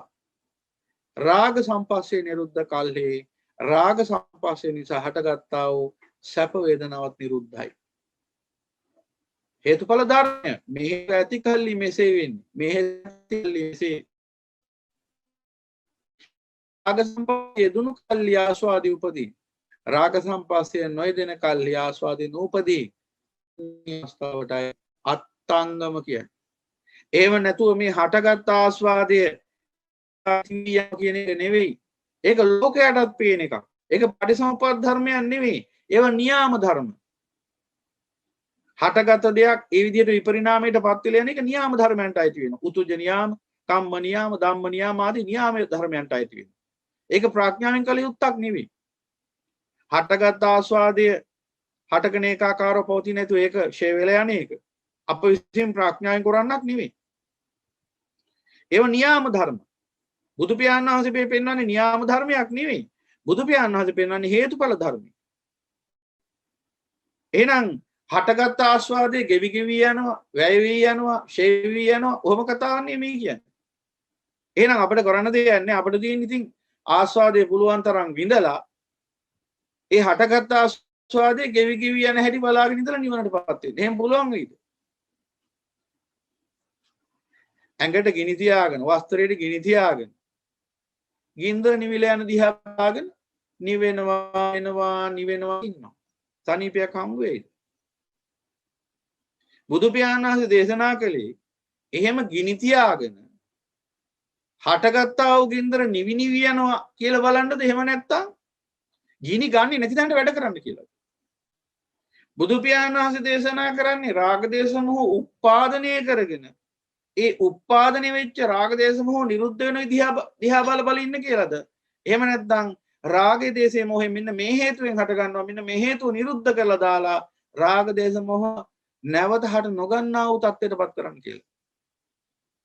අන්න බලන්න ධර්මයේ පටලවා ගත්තාම වෙන වැඩි. අපි මොකද කරන්නේ? ධර්මයේ හරියාකාරව අවබෝධ වුණොත් අපි කරන වැඩි ආස්වාදයේ හටගත්ත ආස්වාදයේ ගෙවි ගෙවි ෂේවි වී යනවා කිය බලන්නේ. එතකොට පින්වතුනි කිසිම දවසක රාගනුසේ සිඳෙයිද? කවදාත් රාගනුසේ සිඳෙයිද? මොකක්ද අවබෝධය? ලෝකයට තියෙන හොම අවබෝධය. ඒක ඇවිල්ලා සහ මුලින්ම පු탁ජන අවබෝධය. පු탁ජන අවබෝධයක් කියන්නේ බෑක පු탁ජන අවබෝධය. එහෙනම් එහෙම එකක් නෙමෙයි බුදු පියාණන් වහන්සේ දේශනා කරන්නේ. බුදු පියාණන් වහන්සේ දේශනා කරන්නේ මෙන්න මේ හේතු ඇති කල්ලි ආස්වාදේ සකස් වුණා නම් අන්න හේතු ඉවත් කළොත් ඒ ආස්වාදේ නැවත එතන සකස් වෙන්නේ නැහැ. එදාට මොකද්ද වෙන්නේ? එදාට රූප පේනවා ආස්වාදෙන් තොර. රූප, ශබ්ද, ගන්ධ, රස, ස්පර්ශ ධර්ම කියන එන්නේ යථා රූප ස්පර්ශ කරන්න පුළුවන්කම ලැබෙන සිතට. එහෙනම් මතක තියාගන්න යම් දවසක යම් සත්පුරුෂයෙක් අරිය ශ්‍රාවකයෙක් මේ ලෝකථා රූපේ දකින්නේ රාගයෙන් තොරව ලෝක ස්පර්ශ කරපු දවසට. රාග සම්පස්සේ නිරුද්ධ වෙච්ච දවසට අන්න එදාටයි දිත්තේ දිත්තමත්තම් භවිෂති, සුතේ සුතමත්තම් භවිෂමත්තම් භවිෂති, විඤ්ඤාතේ විඤ්ඤාතමත්තම් භවිෂති කියන ඒ යථාබෝධය ඇති වෙන්නේ. එතන නවතින් හිතලා කරන්න පුළුවන් එකක් නෙවෙයි. අද යනවා හිතලා කරන්න. දිත්තේ දිත්තමත්තම් භවිෂති දැක්කොත් දැක්කා පමණයි කියලා අහක බලා ගන්න. එහෙම හරියනවද? එහෙනම් ඉතින් රූප නොදක හිටියාම රාග වෙලෙයි. ඇස් දෙක ලේසියෙන්ම නිවනට යන්න පුළුවන්. ওই විදිහට ගත්තා. බුදුපියාණන් වහන්සේ වෙන්නේ එහෙම එකක්. බුදුපියාණන් වහන්සේ දේශනා කළේ දැක්කොත් දැක්කහක බලා ගනිලා කියේ නෑ. දැක්කොත් දැක්කා පමණයි කියලා නතර නොවුනා නම් ඒක ඔබ දන්නවනේ. යම්කිසි රූපයක් දැක්කහම ඔබේ හිතේ යම්කිසි සැප වේදනාවක් ජනිත වුණා නම් එහෙනම් ඔබ දකින්න ඕනේ දැන් මෙතන රාග සම්පස්සයක් ඉදිලා තියෙනවා. රාග සම්පස්සේ ඉදිච්ච නිසායි මට මේ රූපේ සැප වේදනාවක් වශයෙන් පෙනුනේ. එහෙනම් ඔබ උත්සාහ කරන්න ඕන මොකක්ද අන්නේ රාග සම්පස්සේට හේතුවක් පවතින නම් අන්නේ හේතුව නිරුද්ධ කරන්න. ස්පර්ශයට හේතුව සලආයතන. සලආයතනෙට හේතුව නාම රූප. නාම රූපයන්ට හේතුව විඥාන. විඥාණයට හේතුව සංකාර. සංකාරයට හේතුව අවිජ්ජාව. එහෙනම් අවිජ්ජා නැස. ඒකේ මොකක්ද? කාමයේ ආස්වාදයේ සැපයි කියන ඒ මානසිකත්වය ඔබේ හිතින් සහ මුලින්ම දුරු කරනවා. එතකොට මොකද වෙන්නේ? අවිජ්ජා නිරෝධෝ සංකාර නිරෝධා සංකාර නිරෝධෝ විඥාන නිරෝධා විඥාන නිරෝධෝ නාම රූප නිරෝධා නාම රූප නිරෝධෝ සලආයතන නිරෝධා සලආයතන නිරෝධෝ පස්ස නිරෝධා අනිස්පස්ස නිරෝධයට එනවා. අන්න එදාටයි පුළුවන්කම ලැබෙන්නේ සලආයතන නිරුද්ධ වෙච්ච දවසටයි දිත්තේ දිත්තමත්තම් භවිෂ්‍යති සුතේ සුතමත්තම් භවිෂ්‍යති කියලා නිරුද්ධ කරගන්න පුළුවන්කම ලැබෙන්නේ. නිරුද්ධ වෙන්නේ. එහෙම නැතුව සලආයතන චක්කායතනීය වශයෙන් ක්‍රියාත්මක වෙද්දී දිත්තේ දිත්තමත්තම් භවිෂ්‍යති කියලා නතර වෙනවා නම් මක් වෙයිද? චක්කු ඉන්ද්‍රිය බවට පත් වෙන්න ඕන. චක්කායතනයේ හැක් නැහැ. දිත්තේ දිත්තමත්තම් භවිෂ්‍යති කියලා නතර වෙන්නේ. චක්කු ඉන්ද්‍රියයි නතර වෙන්නේ. එහෙනම් අන්නේ ඉන්ද්‍රිය භාවනාව වඩන්නේ අපි ඒකට. එහෙනම් අපි මුල සුද්ධ කරන්න ඕනේ. දැන් තරින්ද මහත්තයාගේ ප්‍රශ්නටත් උත්තරේ දැන් තමයි එන්නේ. මුල සුද්ධ කරන්න ඕනේ හැමතිස්සෙම. මොකද්ද? මෙන්න මේ අප තුල තියෙන අවිජ්ජාව ඉවත් කරන්න ඕනේ. අප තුල තියෙන අවිජ්ජාව ඉවත් කරන්න ඕනේ. ඒ වගේම කීනම් පුරාණං නවන්නත්ති සම්භවං. ආකාර දෙකකට මේ නිවන් මඟ වැඩෙන්න ඕනේ. ඒ ගැන පැහැදිලි කරන්න කලින් නැවතත් අර පොඩි සමාලෝචනයක් අතන සිද්ධ කළොත් දැන් ඔබට එහෙනම් පැහැදිලි ඇති අත්ංගම කියන්නේ මොකක්ද? අත්ංගම කියන්නේ මෙන්න මේ රාග සම්පස්සය නිරුද්ධ කිරීම.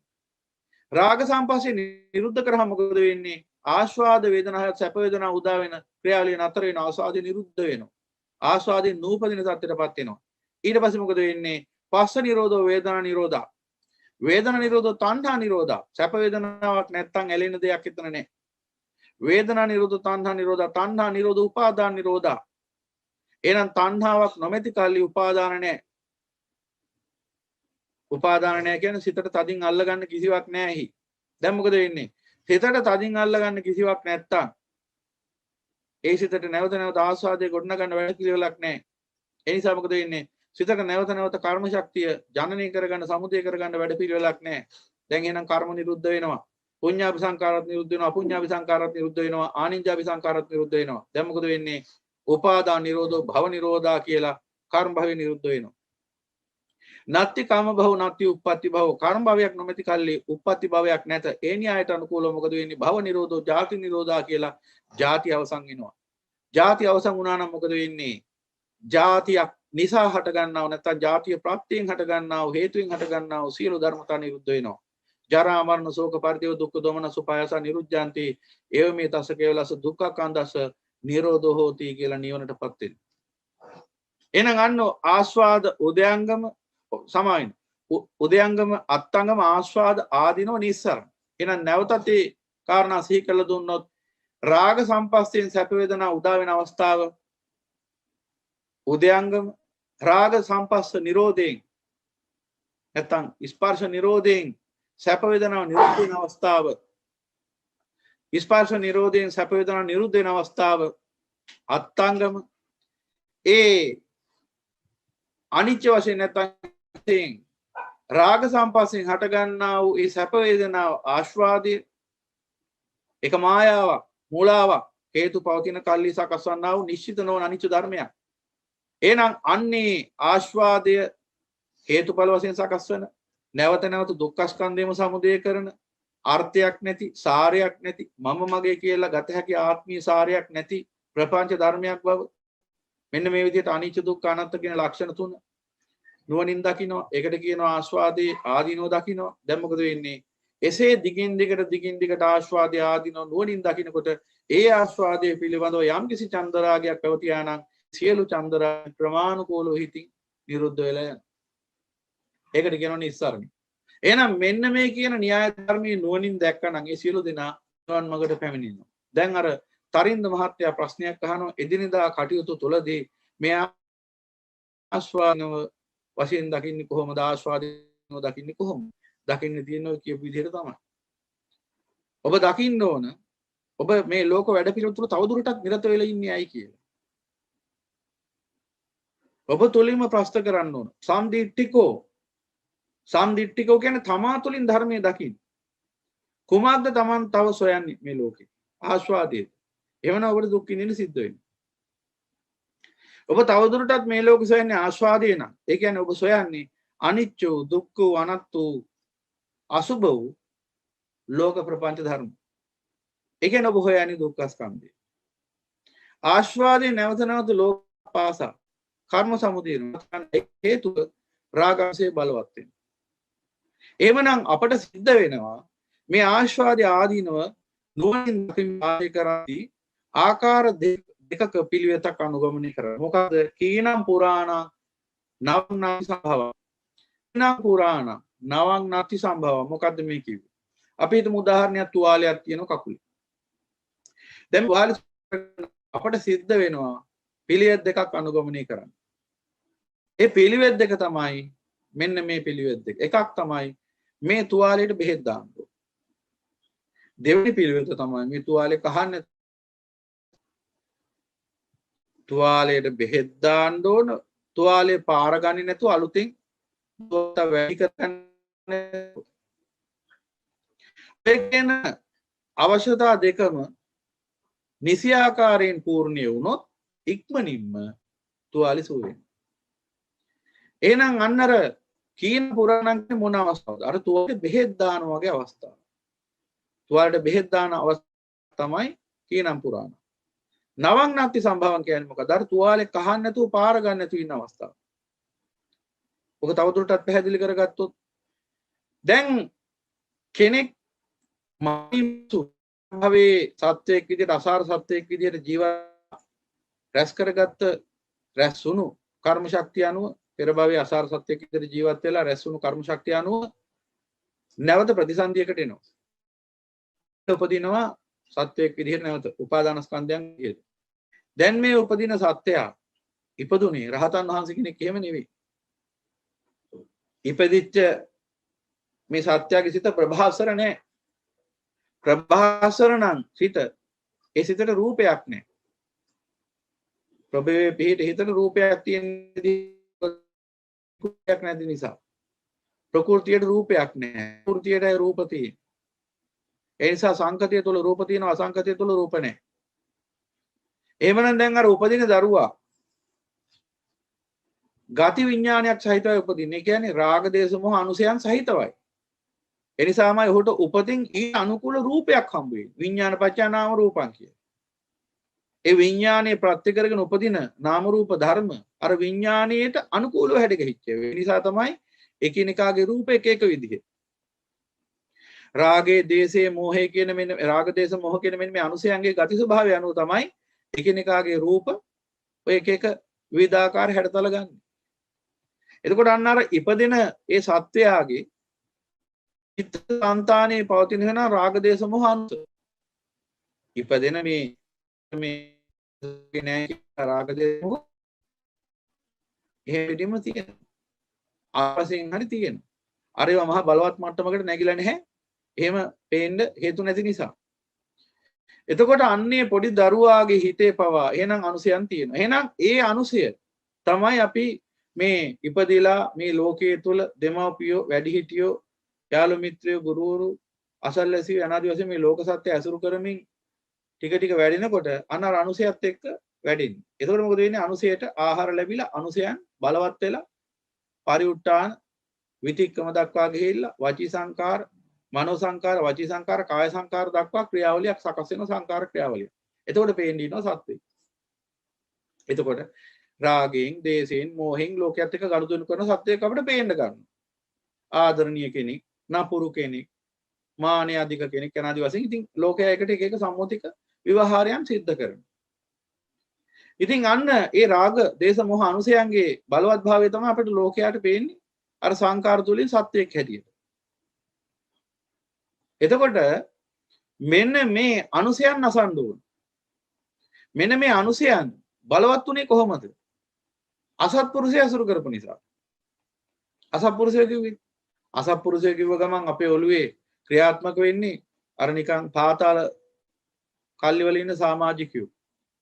ඒ අය තමයි අපිට සිහි වෙන්නේ. ඒ අය අසත්පුරුෂය අපි සත්පුරුෂයෝ කියලා හිතාගෙන ඉන්න ලෝකයක්. ආස්වාදේ සැපයි කියන සියලු දෙනා අසත්පුරුෂයෝ. ඒ කිව්වේ තව සුද්ධ සිංහලෙන් කිව්වොත් උතුම් වූ චතුරාර්ය සත්‍ය අවබෝධ නොවෙච්ච සියලු දෙනා අසත්පුරුෂයෝ. මිත්‍යා දෘෂ්ටිකයෝ. ඉතින් එහෙමනම් අම්මා තාත්තා ඒ උතුම් ධර්මය අවබෝධ කරපු නැති පිරිසක් නම් ඒකාන්තයෙන් අසත්පුරුෂයෝ. ඉස්සෙල්ලා මොන ගෙහින අසත්පුරුෂයෝ දෙන්න අම්මයි තාත්තයි ගෙදරදී මෙහෙම. එහෙනම් එතන ඉඳලා වැඩින අසත්පුරුෂ ඇසුර. ඒ කිව්වේ ආස්වාදයේ කාමයේ සැපයි කියන ඒ අවිජ්ජාව තුළ දරුවා වැඩින්නේ. ඒ නිසා මොකද වෙන්නේ? ඔහුගේ ඒ සංකල්පීය රාගය ඔහුගේ චිත්තසංතානය තුළ වැඩින්න පටන් ගන්නවා දැන්. ඕම් වැඩිලා තමයි අන්තිමට මේ ලෝකයේත් එක්ක ගනුදෙනු කරන ගහ මරා ගන්න තරංග වදින ඒ ආත්මාර්ථකාමී කුහක ජඩ සත්‍ය නිර්මාණය වෙන්නේ.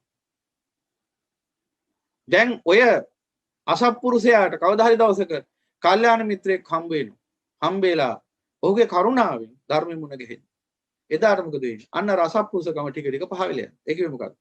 කාමයේ ආස්වාදයේ සැපයි කියලා ඇති කරගෙන තිබිච්ච වැරදි සහගත චින්තනයවත් අවිජ්ජා දුර වෙලා යනවා. දැන් මේ දුර වෙලා යනකොට මොකද වෙන්නේ? ඒ නිවන් මාර්ගට පැමිණියා නම් ගෝයි නිර්වාණ ධර්මය අවබෝධ වුණා නම් දැන් මොකද වෙන්නේ? ක්‍රමානුකූලව දැන් අවිජ්ජා දුර වෙනවා. අවිජ්ජා දුර වෙනවා කියන්නේ අන්න රණුසයන් නැසෙනවා කියන්නේ. එහෙනම් ඒ අවස්ථාව තමයි කීනම් පුරාණම් කියන්නේ. අර තුවාලෙට බෙහෙත් දාන වගේ අවස්ථාව. එහෙනම් දැන් මොකද කරන්නේ? මෙන්න මේ අනුසයන් අසන්නත් ආස්වාදේ අනිච්ච දුක්ඛ අනාත්ත ලක්ෂණ නුවණින් දකින්න ඕන දිගින් දිගට. Tamanට විවේකයක් ලැබිච්ච අවස්ථාවේ දැන් පැය 24ක් දවසට තියෙනවා. ඔය පැය 24ම වැඩ කරනවා නෙවෙයි. නමුත් බොහෝ මිනිස්සු ගත්තාම කියන්නේ පැය 24ම වැඩ කරනවා කියලා.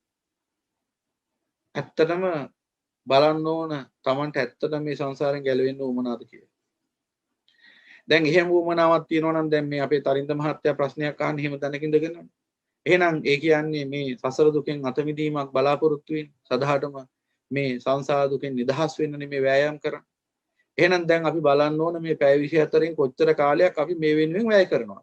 දැන් ගොඩ දෙනෙක් කරන වැරද්දක් තමයි මෙන්න මේ මතුවෙන්නේ. දැන් එතුමාගේ ප්‍රශ්නය තුලින් හොඳ අවස්ථාවක් තියෙනවා. ඒ ගැනත් පැහැදිලි කරන්න. බොහෝ දෙනා ඒ මොහොතේදී විපාකරමුණු මුණ ගැහෙන මොහොතේදී විපාකරමුණු මුණ ගැහෙන මොහොතේදී ඒ විපාකරමුණු විදර්ශනා කරන අනිත්‍ය වශයෙන් දුක්ඛ වශයෙන් අනාත්ම වශයෙන් ඒ නවං නත්ති සම්භව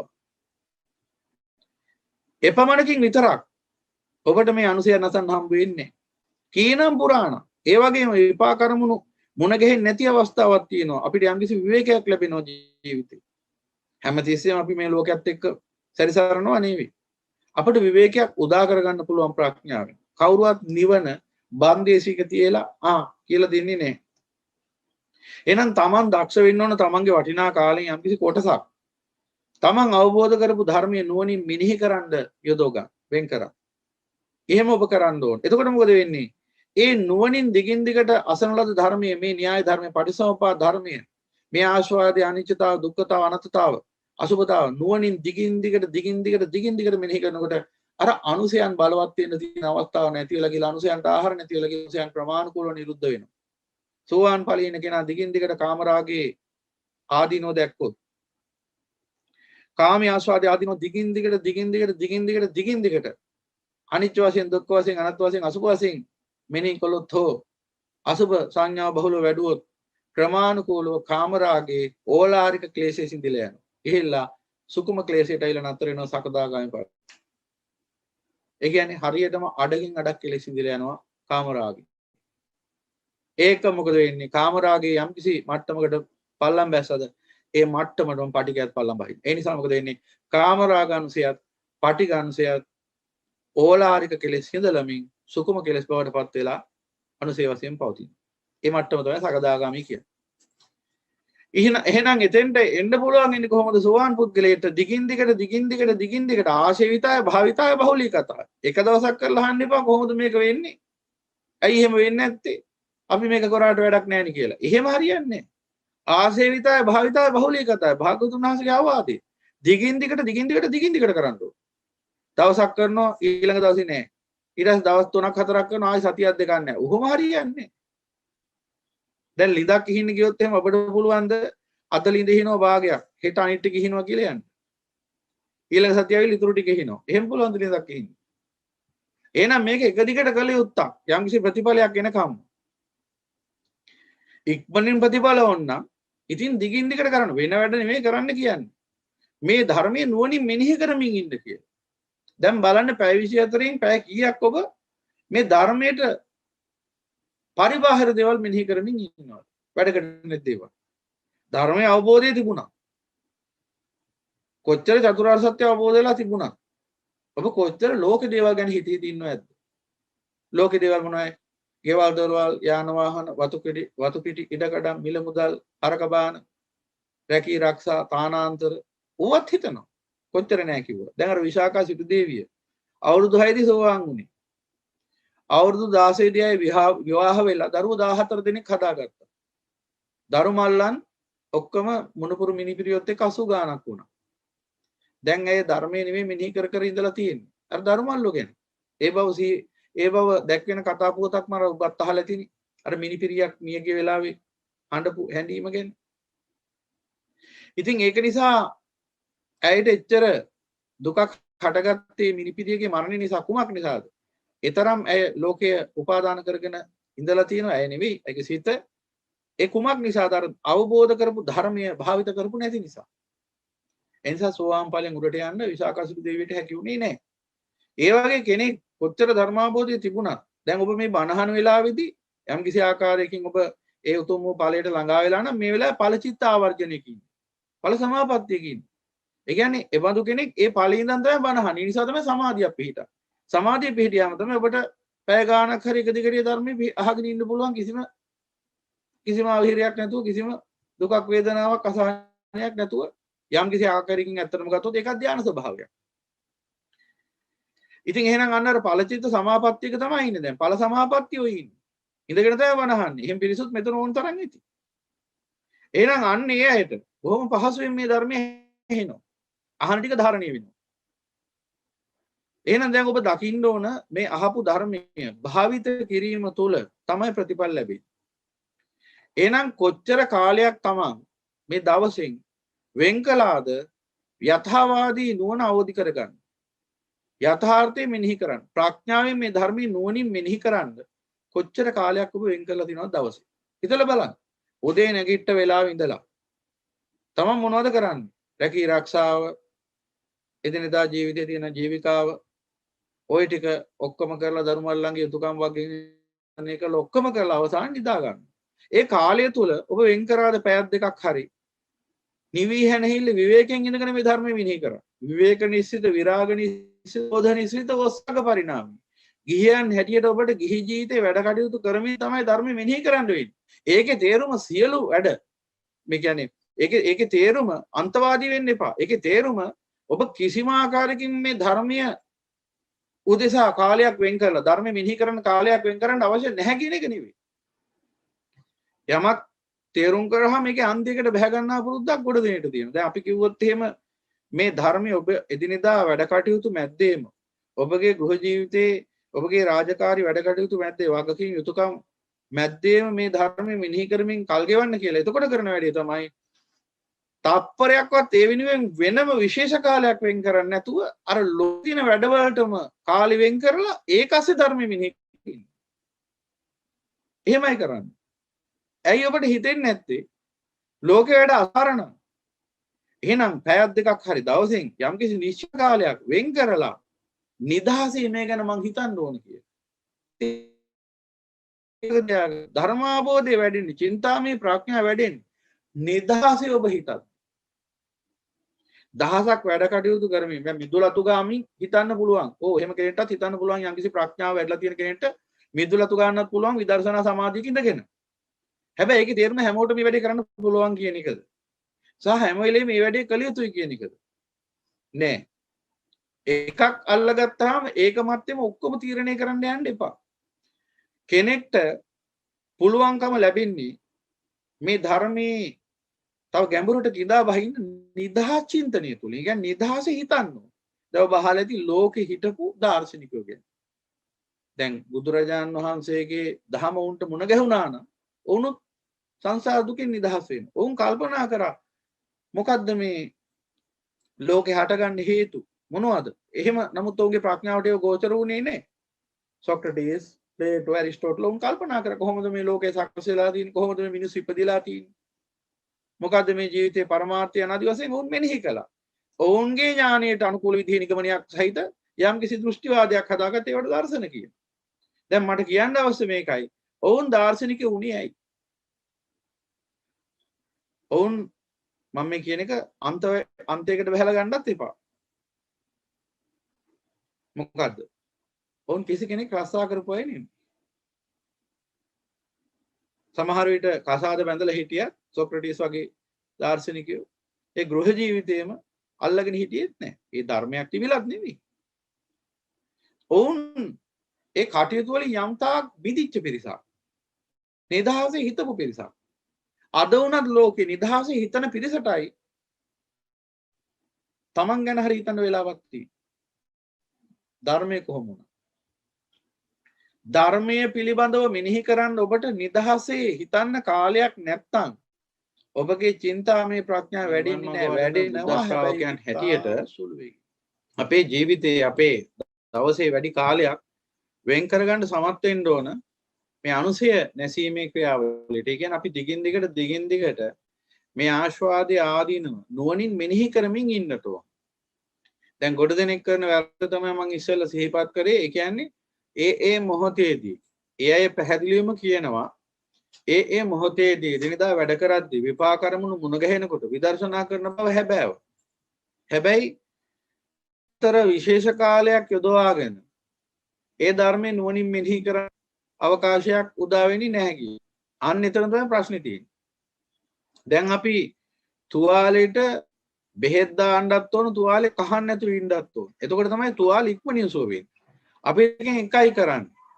තුවාලෙට බෙහෙත් දානවා, ඒ වගේම කහනවා. බෙහෙත් දානවා කහනවා. ඒ තුවාලේ හොඳ වෙන්න කාලයක් යනවා. ඒ වගේම තව කෙනෙක් ඉන්නවා තුවාලෙට බෙහෙත් දාන්නේ කහන්නෙත් නැහැ. එයාගේ තුවාලේ හොඳ වෙන්න කාලයක් යනවා. එහෙනම් ඉක්මනින් හොඳ වෙන්නේ බෙහෙතුත් දාන්න ඕන, කහන්නෙත් නැතුව ඉන්න ඕන. ඒ පිළිවෙත් දෙකම අනුගමනය කරන්න ඕනේ. ඒ කියන්නේ අපට විවේකයක් උදා කරගෙන විවේකයේ තුලදී ඒ සමත විදර්ශනාදී කර්මස්ථාන නුවණින් මෙනෙහි කරමින් ඒ අසන ලද ධර්මයේ නුවණින් භාවිත කරමින් ඒ දහම් මානසිකාරින් යුක්තව කල් ගෙවන්නත් ඕන. ඒ කියන්නේ නිදහසේ මේ ධර්මයේ නුවණින් මෙනෙහි කරන්නත් ඕන. ඒ වගේම ඒ අවස්ථාවල තමන්ට විපාක කර්මුණක් මුණ ගැහෙන අවස්ථාවේදී ඒ මොහොතේදී විදර්ශනාත්මකව ඒ විපාක කර්මුණ දකින්න ඕන. මේ විදිහට කටයුතු කරනකොට මොකද වෙන්නේ? දෙපැත්තෙන්ම කෙලෙස් ඡය වෙලා යන අනුසය ප්‍රහාණය වෙනවා. ඉතින් එහෙමනම් අන්න ඒ විදිහට කටයුතු කරනවද ඔබ කියලා බලන්න ඕන. ඔබ මෙතනින් බොහෝ විට එක පෙරයි අනුගමනය කරන්නේ. ඒ තමයි නවං නත්ති සම්භවං කියන්නේ. ඒ කියන්නේ ඒ මොහොතේදී විපාක කර්මුණු මුණ ගැහෙනකොට ඔබ ඒ මොහොත විදර්ශනා කර. එච්චරයි. ඊට පස්සේ මොකද වෙන්නේ? විපාක කර්මුණක් මුණ ගැහෙන්නේ නැතිකොට ඔබ වෙනත් දේවල් මෙනෙහි කර ඉන්නවා විඥාවෙන්. එහෙනම් විපාක කර්මුණක් මුණ ගැහෙන්නේ නැති අවස්ථාවල මොකද වෙන්නේ? අපි කරන්නේ අන්න අවිජ්ජාවට ඉඩ හැරලා මොනවා හෝ ලෝක වැඩ පිළිවෙලක නිරත වෙන එක. බොහෝ විට බොහෝ දෙනෙක් කරන්නේ ඒ මොහොතේදී එක්කෝ විවේකයක් ලැබුණාම කරන්නේ කායික හරි කතා කර ඉන්නේ. එහෙම නැත්නම් මොනවා හරි විනෝදාස්වාදන මාධ්‍යයකටත් යොමු වෙනවා. කොච්චර ධර්මාබෝධය තිබුණත් ඒ පැත්තටත් හිත නැඹුරු වෙන්නේ. මෙන්න මේ වගේ නිස්සාර විදියට අර වටිනා කාලය ගත කරලා අර ධර්මාබෝධය තියෙන නිසාම යම් කිසි ආකාරයකින් ඒ උතුම් වූ ඵලයකට ළඟා වෙලා නම් ඵලචිත්තාවර්ජන සිද්ධ වෙන නිසා මොකද වෙන්නේ? විපාක කර්මුණක් වෙනකොට විදර්ශනා ඥානිය අවදි වෙලා එනවා. විපාක අරමුණු මුණ ගැහෙන්නේ නැති වෙලාවට අවිජ්ජාවෙන් අරමුණු සොයාගෙන යනවා සිත මානසින් මනංච පටිච්ච ධම්මේ චුප්පච්චති මනෝ විඥානං යන ආදී වශයෙන් Taman දන්නෙත් නැහැ ඒක. ඒ නිසා මොකෝ වෙන්නේ අර අවිජ්ජාවේ අනුසය තවත් ආයි වැඩෙනවා. අපි ඒකට කියනවා හොද හොද මඩේ දානවා වගේ වැඩක් අපි කරගන්න. මොකද අපි ඒ මොහොතේදී විපාක අරමුණු විදර්ශනා කළාට නැවත අපට අර විවේකයක් ලැබෙන වෙලාව අපි කරන්නේ ලෝක වැඩපිළිවෙල ගැන ගවේෂණය කිරීමක් නම් අවිජ්ජාවෙන් සංකොඩනගෙන්න ඉඩ හැරලා බලාගෙන ඉන්න එක. එහෙනම් අපි දන්නේම නැතුව අර අපි ආයාසින් මැඩලන විඤ්ඤාණ නැවත වැඩිනවා. නැවත වැඩිනවා. මොකද පටිපස්සද්ද නිස්සරණ වශයෙන් ඒ අනුසය ප්‍රහාණය වෙන කම්ම අනුසය නසන්න බෑ. අනුසය කියන්නේ ඊටාම සුළු මනෝ වැඩෙන්නා වූ විඤ්ඤාණ කොටසක්. අර විඤ්ඤාණේ යටින්ම නැත්තම් විඤ්ඤාණේ තද වශයෙන් බැහැගත්තා වූ මුල. ඥානේ මුල අනුසය කියන්නේ. ඒ කොටස නැසින් නැහැ ලේසියෙන්. සමහරවිට ඔබ දැකලා ඉති ගහ මැරුණට මුල මැරෙන්නේ නැහැ ලේසියෙන්. මුල තියෙනවා තව කාලයක්. නමුත් ගහ මැරිලා උඩ මුල තියෙනවා තවමත් ජීවමානව. මුලේ තියෙනවා පණ. ඒ නිසා ගහේ කඳ කොටස මැරිලා ගියාට සමහරට අර මුලෙන් තවත් රිකිලි ඇවිල්ලා තවත් ගහක් දෙකක් හදන්නත් පුළුවන්කම තියෙන්නත් පුළුවන්. එහෙම ගස් ඔබ දැකලා ඇති. ඉතින් ඒ නිසා අර මුලේ තියෙන ජවය නසා ගන්න එක තමයි ලේසි වැඩක් වෙන්නේ නැහැ. ඒක මුලේ තියෙන ජවය නසන එක තමයි මෙන්න මේ අනුසය දුරු කිරීම කියලා කියන්නේ. මුල ක්‍රියාත්මක වෙනවා. එහෙම නැත්නම් අනුසය ක්‍රියාත්මක වෙනවා හැම මොහොතකම මනෝ සංචේතනාවෙන්. ඒ නිසාම මනෝ සංචේතනාවක් හොඳටම ඇති අනුසයට ආහාර පිණිස. ඒ නිසා අපි ඇස කන නාසය දිව ශරීරයේ මනස කියන හයෙන් ඇස කන නාසය දිව ශරීරය කියන පහ තමයි ගොඩක් වෙලාට සංවර කරගෙන ජීවත් වෙන්නේ. මනස සංවර නැහැ.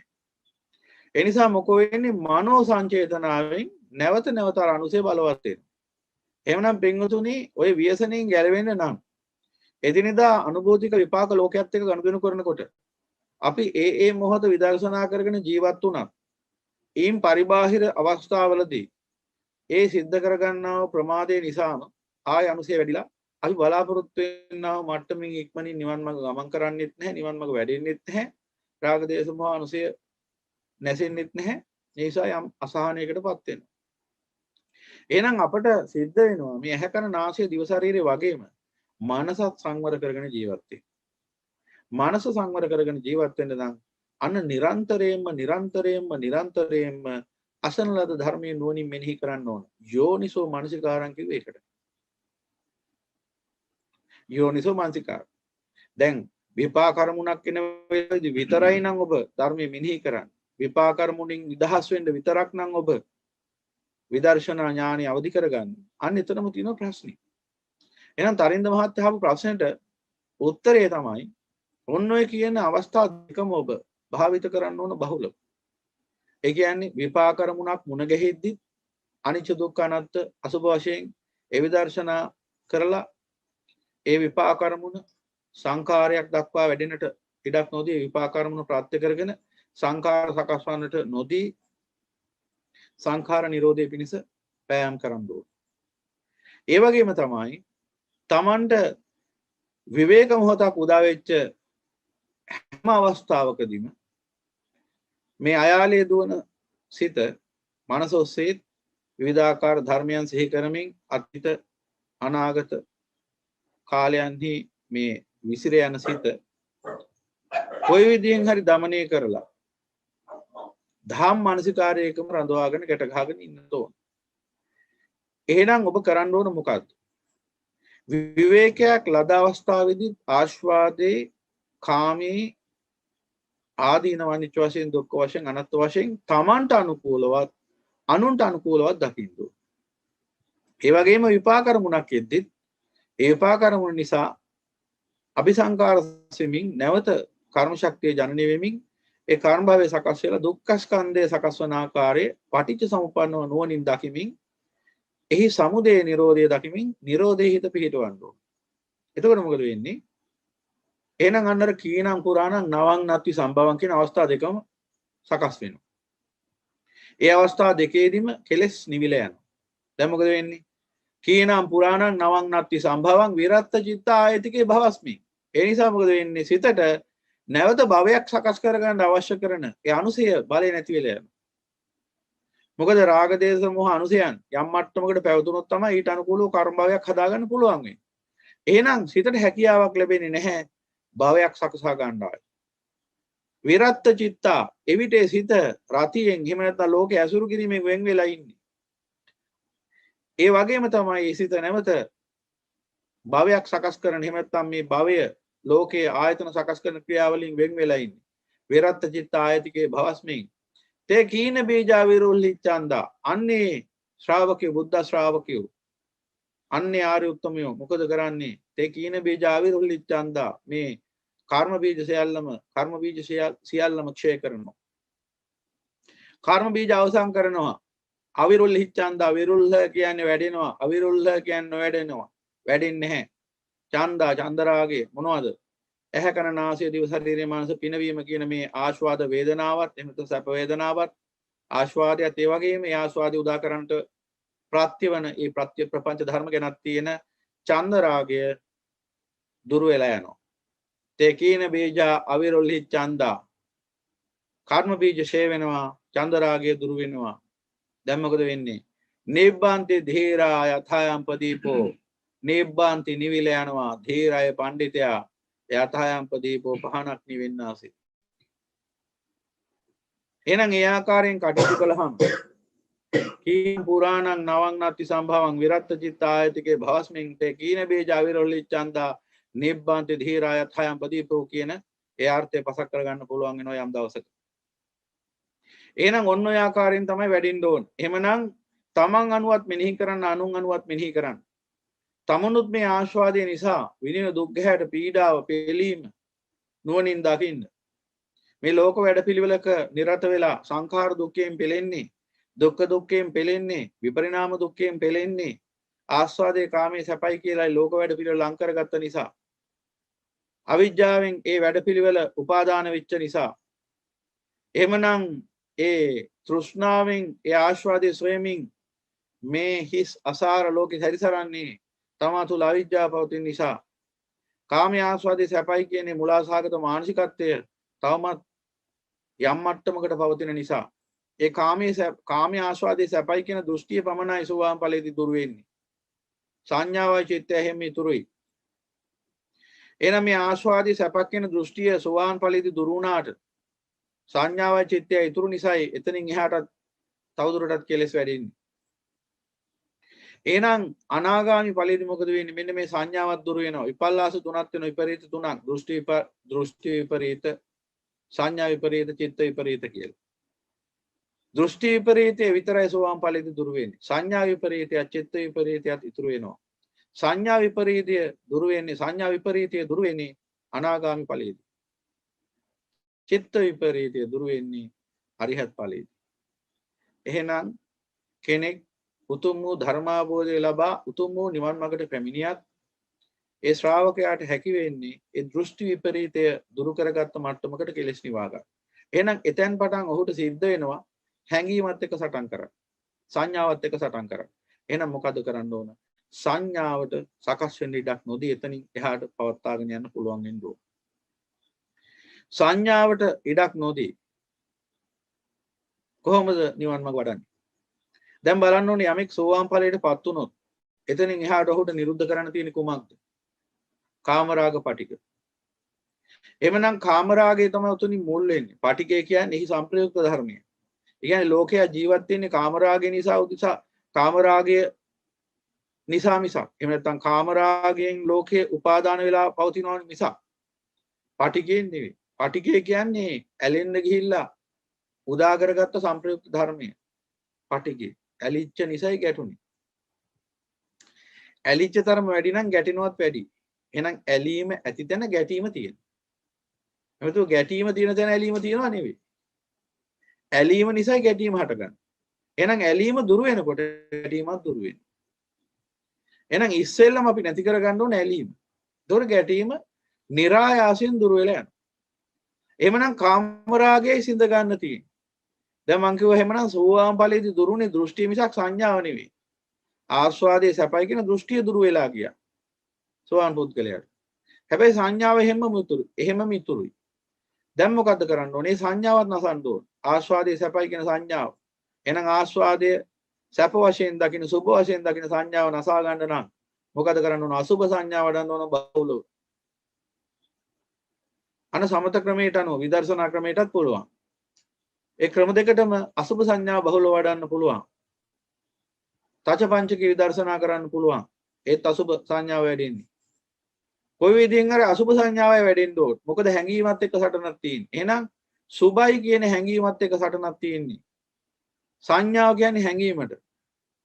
ආස්වාදයේ සැපයි කියන දෘෂ්ටිය දැක්ම පහ වෙලා ගියාට ආස්වාදයේ සැපයි කියන හැඟීම තාම පහ වෙලා නැහැ. එහෙනම් අන්නේ හැඟීම පහ වෙන්නේ කවද්ද? අනාගාමී ඵලයේදී. එහෙනම් ඒ සෝවාන් පුද්ගලයාට සිද්ධ වෙනවා ඒ කාමරාගය නැగిලෙන්න හේතු වෙන සුභ සංඥා නසත් තමයි. මොකද කාමරාගෙන් හටගන්නේ සුභ සංඥාවෙන්. යම්කිසි අපි හිතමු ස්ත්‍රී රූපයක් හෝ ඒවා පුරුෂ රූපයක් හෝ ඒවා යම් මොහොතක විපාකයක් වශයෙන් මුණ ගැහෙන මොහොතක් එද්දී මොකද වෙන්නේ? ඉස්සෙල්ලම නැగిලා ඉන්නේ රූපය පිළිබඳ සුභ සංඥාව. අවිද්‍යාවෙන් ඒ සුභ සංඥාව නම් වෙනවා. ඒ නිසා මොකෝ වෙන්නේ? සුභ සංඥාවෙන් කාමරාගය උපදින. ඊට පස්සේ එතනින් එහාට පටිසමුප්පන්න ඊතුරු ධර්මතා ටික සකස් වෙනවා. එහෙමනම් අපිට තියෙන්නේ මේ කාමරාගය උදා වෙන එක නතර කරගන්න නම් කාමරාග විපත්තියෙන් ව්‍යසනෙන් ගැලවෙන්න නම් එහෙනම් අපිට තියෙන්නේ මේ කාමරාග විඥානේ නැගෙන්නේ මෙන්න මේ සුභ සංඥාව නිසා කියලා දැකලා සුභ සංඥාවට එරෙහිව අසුභ සංඥාව වඩන්න බහුලු. ආශේවිතය භාවිතය බහුලීකතාය. ඒ වගේම අනිච්ච සංඥාව. අනිච්ච සංඥාව කියන්නේ මේ සියලු ධර්මතා හේතුඵල වශයෙන් උදාවන දුකම උදා කරලා දීලා වෙනසිලා යන දුක්ඛ ස්කන්ධය උරුම කරලා දෙන ධර්මතා. එහෙනම් අප්‍රමාදීව කළ යුත්තේ මේ සියලු ධර්මතා උදා කිරීම නෙවෙයි නිරුද්ධ කිරීමයි. හටගෙනීමට ඉඩක් සලසා ධර්මතා වනසා දැමීමයි. එහෙම නැත්නම් ඒ සංඛාර උදා වෙන්න තියෙන ඉඩකඩ සහ මුලින්ම අහුරා දමා ඒ සංඛාර නිරුද්ධ වෙන තැනට සකස් නොවන තැනට කටයුතු යෙදීමයි කියලා නුවණින් දකිනකොට අනිච්ච සංඥා. අනිච්ච සංඥාව කියන්නේ මේ උදේවය. මෙන්න මේ හේතු ඇති කල්ලි මෙසේ උදා වෙනවා. මේ හේතු අවසන් වූ කල්ලි මෙසේ වය වෙනවා. අවසන් වෙනවා. උදා වෙනවයි අවසන් වෙනවා. සසර උදා වෙනවා සසර අවසන් වෙනවා. එහෙනම් මෙන්න මේ සංඥාව බහුලව වැඩුණොත් අනේකට කියනවා අනිච්ච සංඥාව කියලා. නැතු ඇති වෙනව නැති වෙනව ඇති වෙනව නැති වෙනව නෙවෙයි. ඒ අනිත්‍ය සංඥාව. ඒක බුදුරජාණන් වහන්සේ පෙන්නපු සංඥාවක් නෙවෙයි. ඒක වසවාති මාර්ය හරි කවුරු හරි අදුප එකක්. බුදුරජාණන් වහන්සේ දේශනා කළා තියෙන්නේ අනිච්ච සංඥාව. අනිච්ච සංඥාව කියන්නේ අන්නර හේතුඵල වන හේතුඵල ධර්මයේ. ඉතිමස්මින් සති දං හෝති මසුපාදා දං උප්පජ්ජති. කේනට්ඨේ නනිච්ච උප්පාද වයට්ඨේ නනිච්ච. උප්පාද වීම සංකාර හට ගැනීම වය කළ යුතු අර්ථයෙන් අනිච්ච කියන්නේ. එහෙමනම් මෙන්න මේ හේතු ඇති කල්ලි මෙසේ උදා වෙනවා. මේ හේතු නොමැති කල්ලි මෙසේ නිරුද්ධ වෙනවා කියන න්‍යාය ධර්මයට අනුකූලව සංකාර උපදින්නේ අවිජ්ජාවෙන් බව දැකලා සංකාර නිසා උරුමුණ දුක්ඛ ස්කන්ධය නුවණින් දැකලා එහි පවතින අසාර භාවයෙන් නුවණින් දැකලා අන අප්‍රමාදී වැය කරන්න ඕන මොකද? සංකාර නූපදින තත්ත්වයට නූපදින තත්ත්වයට නැත්නම් සංකාර සහ මුලින්ම අවසන් වෙන තැනට කටයුතු කරන්න. අන්න ඒකයි ධර්මාභෝධි. නැතු සංකාර ඉපදවීම නෙවෙයි ධර්මාභෝධි. සංකාර නූපදවීම. වය ධම්මා සංකාර අප්‍රමාදී සම්පාදේත. අප්‍රමාදීව කරන්න කිව්වන්නේ කටයුතු. මොකද? සංඛාර වය කරලා දමන්න ඕන. ඒ කියන්නේ අවසන් කරන්න ඕන. වය කියන පදේ අර්ථ දෙකක් තියෙනවා. එකක් ලෞකික අර්ථය, අනිත් එක ලෝකෝත්තර අර්ථය. වය කියන්නේ අවසානියට. බුදු පියාණන් වහන්සේ පෙන්වන්නේ తాවකාලික අවසානයක් නෙවෙයි, ලෞකික අවසානයක් නෙවෙයි, ලෝකෝත්තර අවසානය. ඒ කියන්නේ සදාතනික අවසානය. తాවකාලික අවසානයක් නෙවෙයි. බුදු පියාණන් වහන්සේ පෙන්වන්නේ සදාකාලික අවසානය. දැන් මිනිහෙක් ඉපදෙනවා. ඒ මිනිහා මැරිලා යනවා. ඒ මැරෙන එකත් අවසානයක්. හැබැයි ඒ භවයට විතරයි අවසානයේ සීමාව වෙන්නේ. සංසාර ගමන අවසන් වුන්නේ නැහැ එතනින්. එහෙනම් යම්කිසි සත්වයේ සාංශාරික වශයෙන් ආත්මයක් පනවන්න බෑ. ඒ නාම රූපයන්ට නිශ්චිත සාරු අවිපරිණාමී ආත්මයක් පනවන්න බෑ. නමුත් හේතුඵල වශයෙන් උදාවන උපදින දුක්ඛ ස්කන්ධයක් පවතිනවා.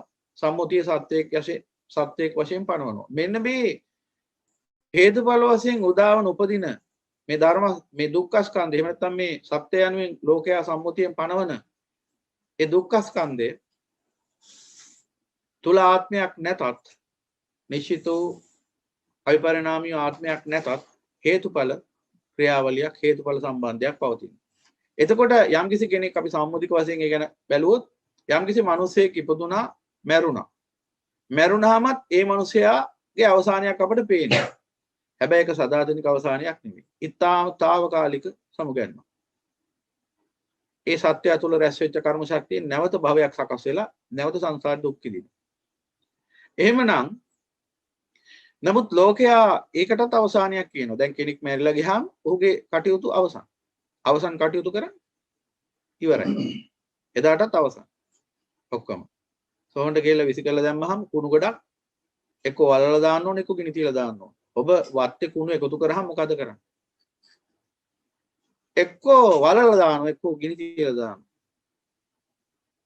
අවසන් කටයුත්ත කුණු ගොඩක් බවට පත් වෙලා අර ඒකට ලස්සන නමක් දාලා අවමංගල උත්සවයේ කියලා විසි කරලා දානවා කුණු වලට. එහෙම වෙන්නේ කාටද? මේ අතහාර්ය අවබෝධ කරගන්න බැරි අඥාන අසත්පුරුෂ ලෝකයට. අසිරිමත් වූ බුදු පියාණන් වහන්සේගේ ධර්මය අවබෝධ කරන් සියලු සංසාරයෙන් එතරවන්නා වූ සියලු සංසාර දුකින් එතරවන්නා වූ බුද්ධ ශ්‍රාවකයන්ට නම් එහෙම වෙන්නේ නැහැ. උන්වහන්සේලාගේ භස්මාවශේෂයන්ට පවා දෙවියන් සහිත ලෝකයා නමස්කාර කරනවා වන්දනා කරනවා. ඉතින් ඒක ගැනත් හිතන්න ඕනේ. එහෙමනම් අන්න බුදු පියාණන් වහන්සේ පෙන්වන්නේ මොකද්ද? අන්නේ අවසානයේට අර తాවකාලික අවසානයේ අවමංගල්‍යයක්, සදාතනික අවසානයේ මංගල්‍යයක්. බුදු පියාණන් වහන්සේගේ පරිනිර්වාණයට කවුරුත් කිව්වේ නැණි අවමංගල්‍යයක් කියලා නේද? බුදු පියාණන් වහන්සේගේ අවසානයේ, රහතන් වහන්සේලාගේ අවසානයේ, ඒ හැම අවසානයක්ම මහා මංගල්‍යයක්. පරම සැපයටපත් වෙන්නේ. පරම සැපේ කියලා කියන්නේ අසංකතය තුල ආයි ඔන්නෝහේ බුදු පියාණන් වහන්සේලා රහතන් වහන්සේලා ඉපදිලා සැපදිනවා කියන දෘෂ්ටියකට එන්න එපා. එහෙම ගන්න නෙවෙයි. මේ දුක්ඛ ස්කන්ධේ මේ නාම රූප ක්‍රියාවලිය සහ මුලින් අවසන් වීමම තමයි පරිනිර්වාණය වෙන්නේ. එහෙමනම් පින්වතුනි අන්න අවසාන දෙකක් තියෙනවා. එකක් ඔබ දැක්ක తాවකාලික අවසානය, අනිත් එක සදාතනික අවසානය. එහෙනම් බුදු පියාණන් වහන්සේ මේ පෙන්වා දෙන්නේ తాවකාලික අවසානය නොවේ සදාතනික අවසානය. සංඛාර ඒ මොහොතේදී උදා වෙලා වය වෙලා යනවා. ඒ මොහොතේදී උදා වෙනවා. ඒක තමයි ඇතිවීම නැතිවීම කියලා අරන් අනිත්‍යයි කියන්නේ. සංඛාරවල ඒ මොහොතේදී නැතිවීමක් පේනවා. අවසානයක් පේනවා. දැන් රාග සංඛාරයක් උදා වුණා. ටික වෙලාවක් යනකොට ඒක නිරුද්ධ වෙලා දැන් දේශ සංඛාරයක් උදා වෙලා තියෙනවා. එතකොට අර රාග සංඛාරේ අවසන්. දැන් ඒ අවසානයේද බුදු පියාණන් වහන්සේ පෙන්වා දෙන්නේ. ඒක දකින්න ගිහිල්ලා තමයි ධර්මය වහගත්තේ. වහගන්නේ. ඒ අවසානේ නෙවෙයි. මොකද ඒ අවසානේ දැක්ක කියලා එහා පොතක් වෙන්නේ නැහැ. ඒක බොහෝම తాවකාලික අවසානයක්. එහෙනම් බුදු පියාණන් වහන්සේ පෙන්වන්නේ අන්නේ සංඛාරයන්ගේ සදාතනික අවසානය. සදාතනික අවසානය උදා කරගන්නේ කොහොමද? සදාතනික අවසානයට පත් කරන්නේ කොහොමද? සංඛාර මෙන්න මේ සංඛාර උපදින හේතුව හොයලා බලලා අන්නේ හේතුව නසා දමන්න ඕන. එතකොට මොකද වෙන්නේ? ඒ සංඛාර සහ මුලින්ම සදාතනික වශයෙන්ම අවසන් වෙලා යනවා. අනුප්පාද නිරෝධයටපත් වුණා නම් අන්න තථාගතයන් වහන්සේගේ බුද්ධ වචනේ ඉෂ්ට කළා වෙනවා. ඒ උතුම් අවවාදයට අනුකූලව ශාසන කර්තව්‍ය සිද්ධ කළා වෙනවා. එහෙමනම් මෙන්න මේ විදිහට නුවණින් දකින්න ඕන. එතකොට මෙන්න මේ අනිච්ච සංඥාව බහුලව වඩනකොට මොකද වෙන්නේ? අනිච්ච සංඥා භික්කවේ ආසිවිතාය භාවිතාය බහුලී කතාය සබ්බ කාමරාගම් පරියාදියති සබ්බ රූපරාගම් පරියාදියති සබ්බ භවරාගම් පරියාදියති සබ්බ අවිජ්ජා පරියාදියති සබ්බ අස්මිමානම් පරියාදියති සමූහනති. අන්න මහන අනිච්ච සංඥාව බහුලව වඩන්නේ සියලු කාමරාගයන් නැසෙයි, සියලු භවරාගයන් නැසෙයි, සියලු රූපරාගයන් නැසෙයි, සියලු අවිජ්ජාවන් නැසෙයි, සියලු අස්මිමානයන් නැසෙයි.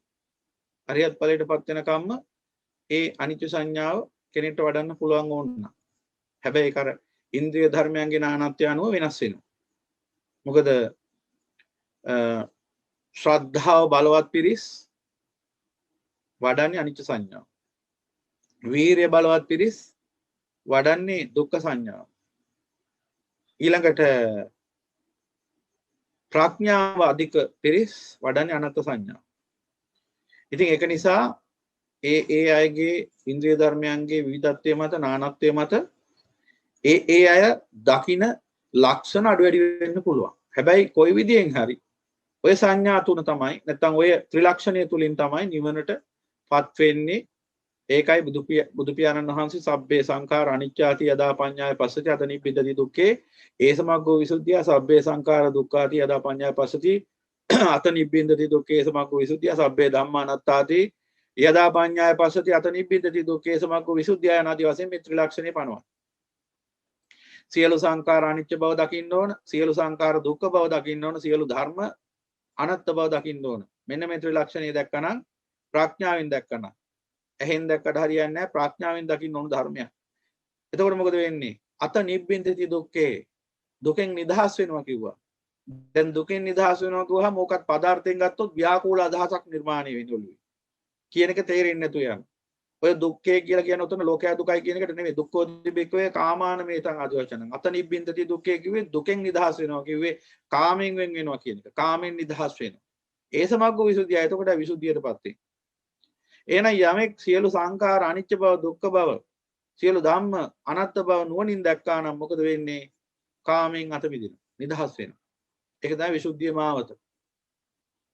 එහෙමනම් මෙන්න මේ විදිහට ත්‍රිලක්ෂණය නුවණින් දකින්න පුළුවන්. එතනදී අපිට ඕන නම් අනිච්ච සංඥා බහුල වඩන්න පුළුවන්. අන්න භාග්‍යතුන් වහන්සේ අනිච්ච සංඥා සූත්‍රය පැහැදිලිවම දේශනා කරනවා මහාන කාමරාගය බහුලවම නසන්නට මේ අනිච්ච සංඥාව බහුල වඩව කියලා. ඊළඟට අසුභ ආදී සූත්‍රවල අසුභය පිළිබඳව දැක්වෙන භාරද්වාජ ආදී සූත්‍රවල මේ අසුභ සංඥා බහුල වඩන්නේ කාමරාගයෙන් ඇසෙයි කියලා දේශනා කරනවා. ඇයි මේ ආකාර කීපයක් තියෙන්නේ? මං කියවනේ අර ශ්‍රද්ධා වීර්ය සති සමාධි ප්‍රඥා කියලා ඉන්ද්‍රිය ධර්ම පහක් තියෙනවා. හැමෝගෙම ඉන්ද්‍රිය ධර්ම එක හා සමාන නැහැ. ඉතින් සියලුම දෙනාට නිවන් මඟ වඩන්න උන්වහන්සේ මහා කරුණාවෙන් විවිධාකාර පරියායන්ගෙන් මේ ධර්මයේ දේශනා කරනවා. තමන්ට ගැළපෙන ක්‍රමය තමන් අනුගමනය කරන්න ඕන. ඒ ක්‍රම භාවිතා කිරීමෙන් තමන් බලන්න ඕන ඉස්සෙල්ලා තමන්ට වැඩෙන්නේ අසුභයද? අසුභ සංඥාවද නැත්නම් අනිත්‍ය සංඥාවද? ඊට අනුකූලව තමන් තීරණයකට ලැබෙන්න ඕන. මම මෙන්න මේ සංඥාවේ බහුල වඩන්න කියලා. මොකද සමහර අය ඉන්නවා ප්‍රඥාව දුර්වලයි. ඒ අයට අනිත්‍ය සංඥාව වැඩිනවා අඩුයි. එයාට අසුභ සංඥාව වඩන්න පුළුවන්. ඉතින් එහෙම තියෙනවා. ඉතින් ප්‍රඥාව මුල් වෙලා යන නිවන් මාර්ගක් මේ තියෙන. ඉතින් ප්‍රඥා අඩු වැඩිකම් මත. ඉතින් ඔය කියන සංඥාවල නැත්තම් ඔය වඩන්න ඕන කියන මාර්ගයේ තියෙන යම් යම් දහම් පරයයන් වල ඒ භාවිත න්‍යායන් පිළිබඳව පුංචි පුංචි වෙනස්කම් ඇති වෙන්න පුළුවන්. හැබැයි කොයි විදිහෙන් වුණත් කොයි තොටුපොලින් බැස්සත් බහින්න එකම ගඟකට.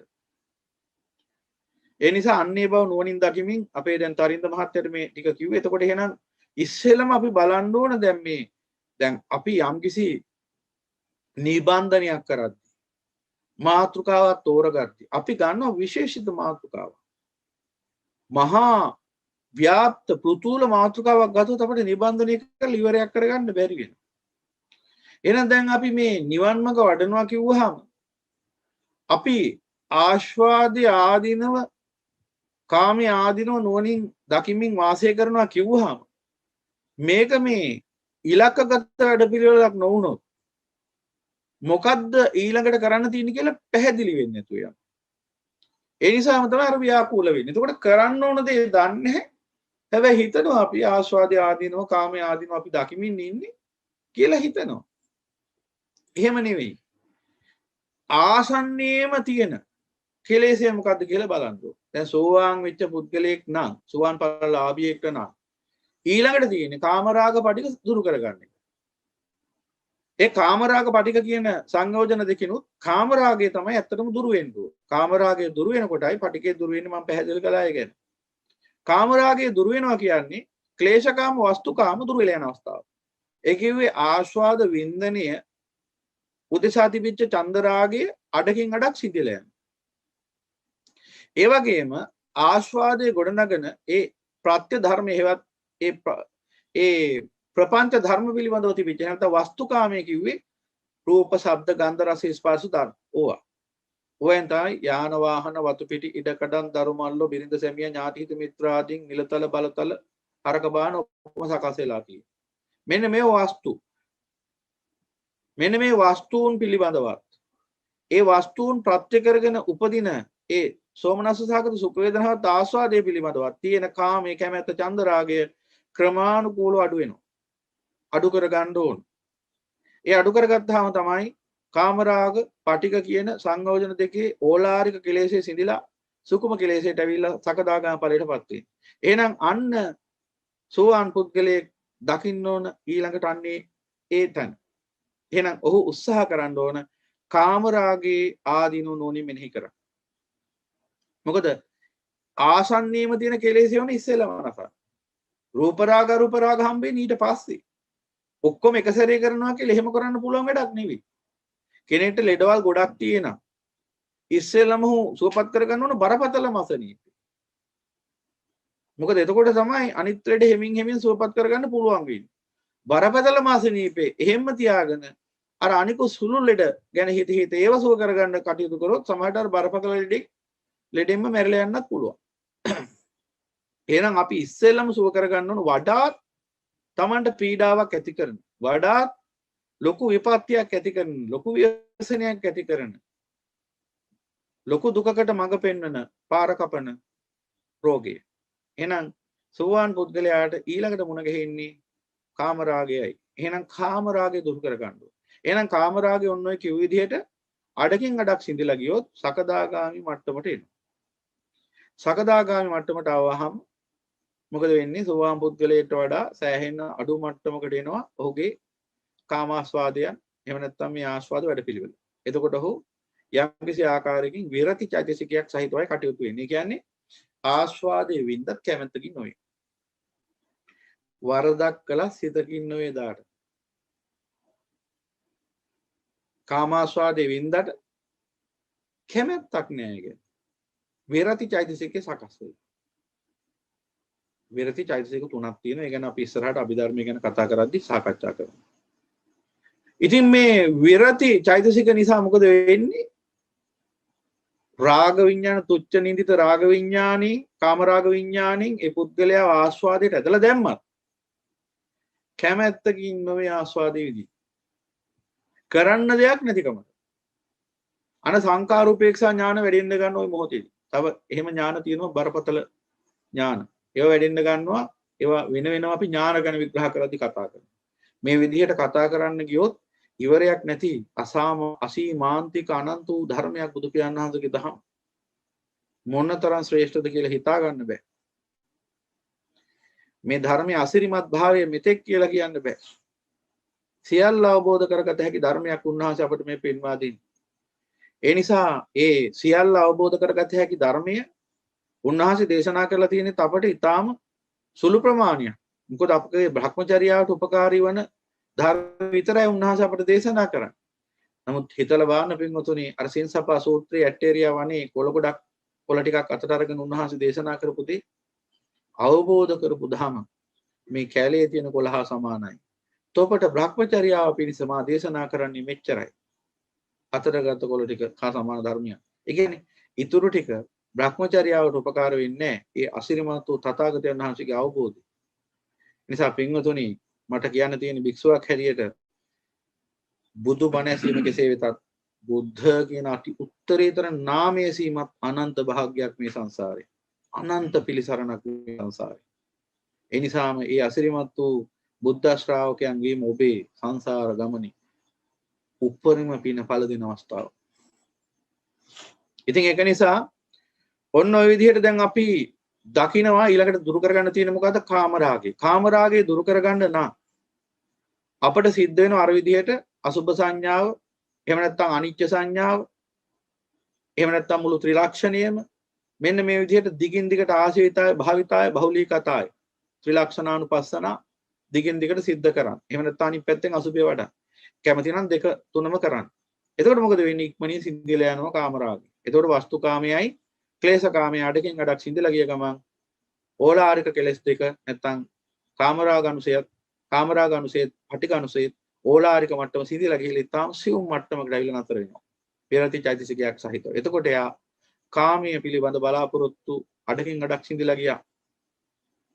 දැන් යම්කිසි ආකාරයකින් කාම වැඩ පිළිවෙලින් ආස්වාදයක් ලැබුවොත් ඒක අර වෙනදා වගේ ලුහු බැඳගෙන ගිහිල්ලා බොහොම උනන්දුවෙන් උවමනාවෙන් විඳින ආස්වාදයක් එහෙම නෙවෙයි. රාග විඥාන තාමත් ඉතුරු වෙලා තියෙන නිසා කාම රාග විඥානේ තවමත් ඉතුරු වෙලා තියෙන නිසා අනුසය යම් මට්ටමකට හෝ පැවතෙන නිසා ඒ කාම රාග අනුසය විසින් ඒ ගොඩනගන්නා වූ වැඩ පිළිවෙල තමයි එතනින් හැපැතට තියෙන්නේ. ඒ කියන්නේ ඒ විඥාණයට අවශ්‍ය ආහාරයක් තමයි ඒ විඥාන විසින් හොයාගන්නේ. එතකොට ඒ පුද්ගලයාට සමහර විට අපි හිතනවා ගෘහ ජීවිතේ යුතුයකම් වගකීම් කියන මේ ගෘහ බන්ධනයන්ගෙන් ගැට ගහලා තියෙන කෙනෙක් කියලා. ඉතින් එතකොට අර බල්ලට සපා ගන්න ලේසි. අපිව ගැට ගහලා තිබ්බොත් ගහකට තියලා. එතන ඉන්නා නම් මහා නරුම් බල්ලෙක් ඌට පුළුවන් ලේසියෙන් වෙලා අපිව කාලා දාන්න. ඉතින් ගැට ගහලා නැත්තම් මොකද වෙන්නේ? අපිට පුළුවන් නිදහසේ දුවලා බේරෙන්න. නමුත් ගෘහ බන්ධනයන්ගේ යුතුයකම් වගකීම් වල තියලා ගැට ගැහුවාම කාමරාග විඥාණයෙන් බැට කන එක නවත්තන්න බෑ. තවත් පොඩි දෙයක් පැහැදිලි කරන්න ඕන උතනදී විශේෂයෙන් මේ ඉස්සෙල්ලත් මේ ගැන කියලා තියෙනවා. බුදු පියාණන් වහන්සේ අපට මේ ධර්මයේ පෙන්වා දෙන්නේ මහා කරුණාවෙන්. එතකොට උන්වහන්සේගේ මහා කරුණාව සියලු දෙනා කෙරෙහි පැතිර යනවා. සියලු දෙනා කෙරෙහි පැතිර යන මහා කරුණාව එක පිරිසකට විතරක් සීමා වෙන එකක් නෙමෙයි. බුද්ධ ශ්‍රාවකයන්ට විතරක් අදාළ වෙන කාරණාවක් නෙවෙයි මහා කරුණාව. ඒ කියන්නේ බුදු පියාණන් වහන්සේ මහා කරුණාවෙන් උපකාර කළේ ධර්ම අවබෝධය ලද හැකි පිරිස වලට විතරක් නෙවෙයි. නොලද හැකි පිරිස වලට උන්වහන්සේගේ උපකාරයේ විදිහටම පැවතුණා. නමුත් ඒ මිනිසුන්ට නැත්තම් ඒ සත්‍යයන්ට පිහිට වෙන්න බෑ. ධර්මයේ පැත්තෙන් මොකද ධර්මය අවබෝධ කරගන්න නම් ත්‍රි හේතුක ප්‍රතිසන්දියක් තියෙන්න ඕන. නමුත් බුදු පියාණන් වහන්සේ නිසා පිහිටලාද බොහෝ අමනුෂ්‍යෝ තිරිසන් සතුන් පවා ඉන්න ඕනතර. ඒ නිසා විශේෂයෙන් යමක් කියන්නට ඕන. එහෙනම් උන්වහන්සේ මේ ධර්මයේ දේශනා කරලා යමෙක් මේ සසර දුකෙන් එතර වෙන්න කියන්නේ තව පිරිසක් දුකටපත් කරගෙන නෙවෙයි. ඒක හොඳට තෝරගන්න ඕන.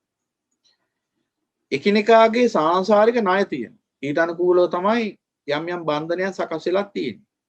එහෙමනම් කෙනෙක් මේ ජීවිතයේදීම සියලු සංසාර දුකින් අත මිදලා උතුම් අරිහත් ඵලයේ බලාපොරොත්තු වෙනවා නම් සදාහටම මේ සංසාරයෙන් නික්මෙන්න බලාපොරොත්තු වෙනවා නම් මේ ජීවිතයේදී මේ පරිනිර්වාණ ශාන්තිය උදා කර ගන්නට බලාපොරොත්තු වෙනවා නම් ඒ බඳු පිරිස් වලට පුළුවන්කම තියෙන්න ඕන තමන් වටා සිටින පිරිස තමන්ගේ ගෘහයේ හෝ තමන්ගේ පවුලට දාලෝ තමන්ගෙන් නඩත්තු වෙන ඒ තමන් නිසා පවතින යම් පිරිසක් ඉන්නවා නම් ඒ පිරිසට අසාධාරණයක් නොවන අන්දමින් යම් කිසි ආකාරයකින් ඔවුන්ට අඩුම තරමේ නිවන කොහොම වුණා සුගතියවත් යන්නට ඉඩ හැරලා මේ නිවන් මඟ ගමන් කරනවා. මොකද එහෙම කියන්නේ අර ගෘහ ජීවිතයේ රැඳෙන පිරිස් එක දිගටම හිතුවොත් එහෙම අපි පැවිද්දන් හා සමානව කාමරාගයේ සිඳගෙන ඉස්සරහට වේගෙන් යන්න ඕන කියලා.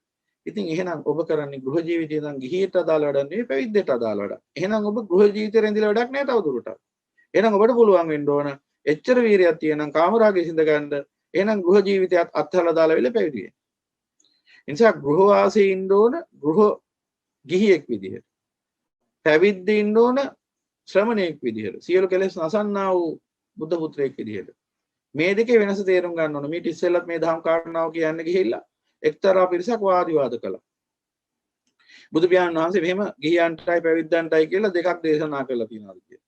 දෙකක් දේශනා කරලා තියෙනවද නැද්ද කියන එක තර්කයක්. නුවණින් කල්පනා කරන්න ගිහි පැවිදි කියලා ભેදයක් තියෙන්නේ නැහැ කියලා. ඉතින් ඒකට උත්තරයක් තමන්ගේ ප්‍රඥාවෙන් හිතලා බැලුවා නම් ආයි තර්කවාද කරන දෙයක් ඉතුරු වෙන්නේ නැහැ. දැන් ගිහියා කියන්නේ සියලු කෙලෙස් නසා ගන්න සූදානම් කෙනෙක් නෙමෙයි. ඒකනේ ගෘහවාසී ඉන්නේ. පැවිද්ද කියන්නේ සියලු කෙලෙස් නසා ගන්න සූදානම් වෙන කෙනෙක්. එහෙනම් මේ දෙදෙනාගේ ප්‍රතිපදාව එක හා සමාන වෙන්න පුළුවන්. ගිහියට තියෙන ගිහි ප්‍රතිපදාවක්, පැවිද්දට තියෙන පැවිදි ප්‍රතිපදාවක්. එහෙනම් ඒක තර්ක කරලා තේරුම් ගන්න තරම් දෙයක් නෙමෙයි එතන තියෙන්නේ. ප්‍රතිපදා දෙකක් තියෙනවා පැහැදිලිවම. ඒ නිසා මේක හොඳට තේරුම් ගන්න ඕන. පැවිද්දන්ගේ ප්‍රතිපදාවට ගිහියන් ඉන්න හොඳ නැහැ. ගිහියන්ගේ ප්‍රතිපදාවට පැවිද්දන් ඉන්න හොඳ නැහැ. ඒ දෙකම එකිනෙකාට ගැලපෙන්න දේවල්. එහෙමනම් ගිහියන්ට තියෙන්නේ හිමින් සීරුවේ තමන්ගේ යුතුයකම් වාක්‍යයෙන් ඉස්ස සාධනය කරන ගමන් අර තමන්ට කරදරයක් නැතුව අපහසුකින් තොරව තමන් නිසා යැපෙන්නා වූ නඩත්තු වන්නා වූ පිරිසටත් අසාධාරණයක් නොකර ඒ අයටත් හැකිනම් උතුම් වූ නිවන් මාර්ග පෙන්වමින් ඒ අයට සංසාර දුකෙන් එතර වෙන්න පාරක් කපලා දීලා මාවත ඉවර කරලා දීලා තමන්ගේ සංසාර ගමන අවසන් කරගන්න කටයුතු කරන එක. ඒ නිසා ගියන් අනවශ්‍ය කලබලයක් ඇති කරගන්න අවශ්‍ය නැහැ මේ කෙලෙස් නිවීම සම්බන්ධයෙන්. මොකද ඔබ ඉන්න තැන ඉස්සෙල්ලා සිහි කරන්න ඕන ඔබ කොතනද ඉන්නේ කියලා. ඔබ උතුම් ශ්‍රමණත්වයටපත් වුණොත් එහෙම නැත්නම් පැවිද්දෙක් බවට පත් වුණොත් එදාට ඔබට පුළුවන්. මොකද ඔබෙන් නඩත්තු වෙන පිරිසක් එදාටනේ ඔබට ලෝකේ පවරාගත්තා වූ යුතුයකම් වකින් කියලා જાතියක් එදාටනේ ඔබට තියෙන්නේ පැවිද්දෙක් විදිහට ඒ පැවරෙන්න අபிසමාචාරිකවත්. ඒ ටික ඉෂ්ට සාධනය කරමින් විවේකයෙන් නිවන කරා ගමන් කරන්න ඔබට එදාට යානියක් ලැබෙන උතුම් වූ පැවිද්ද නමින්. ඉතින් එදාට අරිහත් ධජයක් ඔසවාගෙන ඒ යානිය ගමන් කරන්න පුළුවන් විවේකයෙන් නිවනට. ඉතින් ඒ නිසා ඒ බව සිහි කරගෙන මඟ වැඩීමේදී මෙන්න මේ කාරණා සිහියට නගාගෙන කටයුතු කරන්න ඕනේ. එහෙමනම් තරින්ද මහත්මයාට දෙන්න තියෙන උත්තරේ තමයි ඔබ බලන්න ඕන ඔබට දැන් ඊළඟට සිඳ ගන්න තියෙන්නේ කුමන කෙලෙසියද. එහෙනම් ඊට අදාළ ප්‍රතිපදාවක නිරත වෙන්න. දැන් යම් කිසි කෙනෙක් ඉන්න පුළුවන් මෙන්න මෙහෙම. කාමරාගයට වඩා ඔහුට වද දෙන්නේ පටිගය වෙන්න පුළුවන්. ඒ කියන්නේ කාමරාගය සියුම් මට්ටමකට තිබුණට ඒකත් අනුසය වශයෙන් බලවත් වෙලා තියෙනවා. නමුත් ඒක ලෝකයට වැඩිය පේන්නේ නැහැ. පටිගය තමයි මතුවෙලා පේන්නේ. එහෙමයක් තියෙනවා. හැබැයි දෙක අනුසය එක හා සමානව එකට එකක් සංප්‍රයුක්තව වැඩෙන දෙකක්. කාමරාගය දුරු වුණොත් පටිගය දුරු වෙනවා. පටිගය දුරු වුණොත් කාමරාගය දුරු වෙනවා.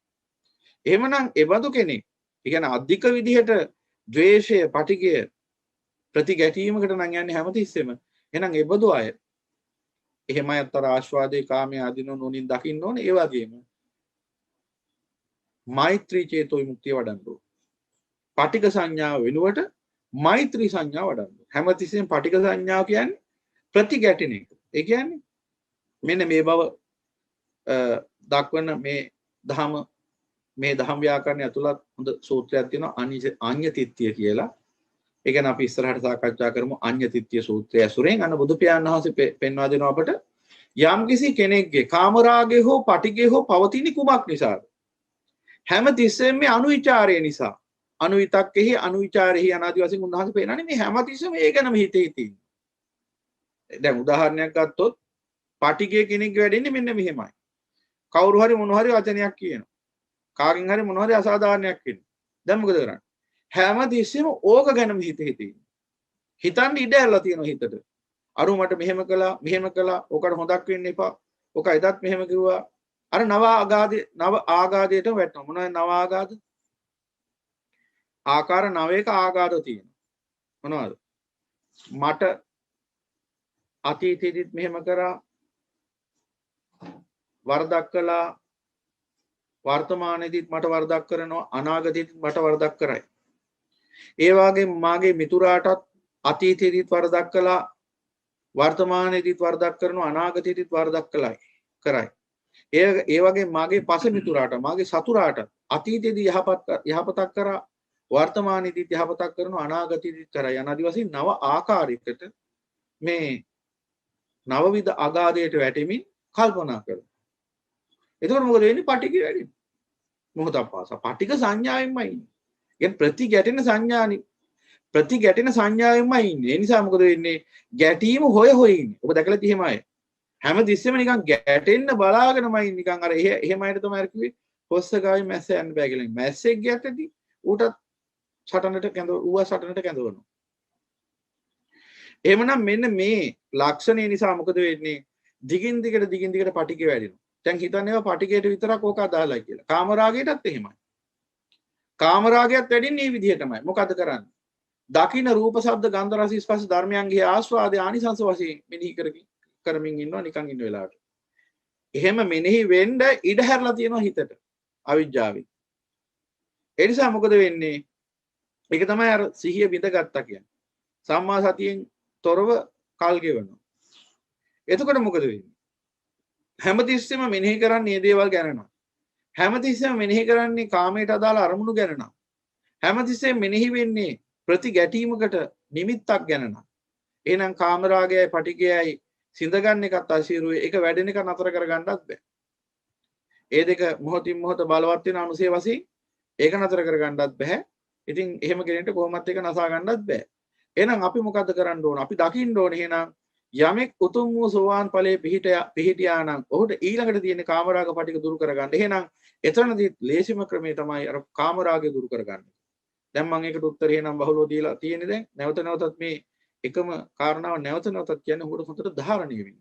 මොකද ගොඩක් අය සිද්ධ වෙන්නේ කොච්චර ධර්මය ඇහුවත් තං සුණාත සාදුකම් මානසිකරෝත. ඇහුවා විතරයි ධාරණය වෙන්නේ නැහැ නිසා මෙනෙහි කරන්න එකක් ඉතුරු වෙන්නේ අන්තිමට.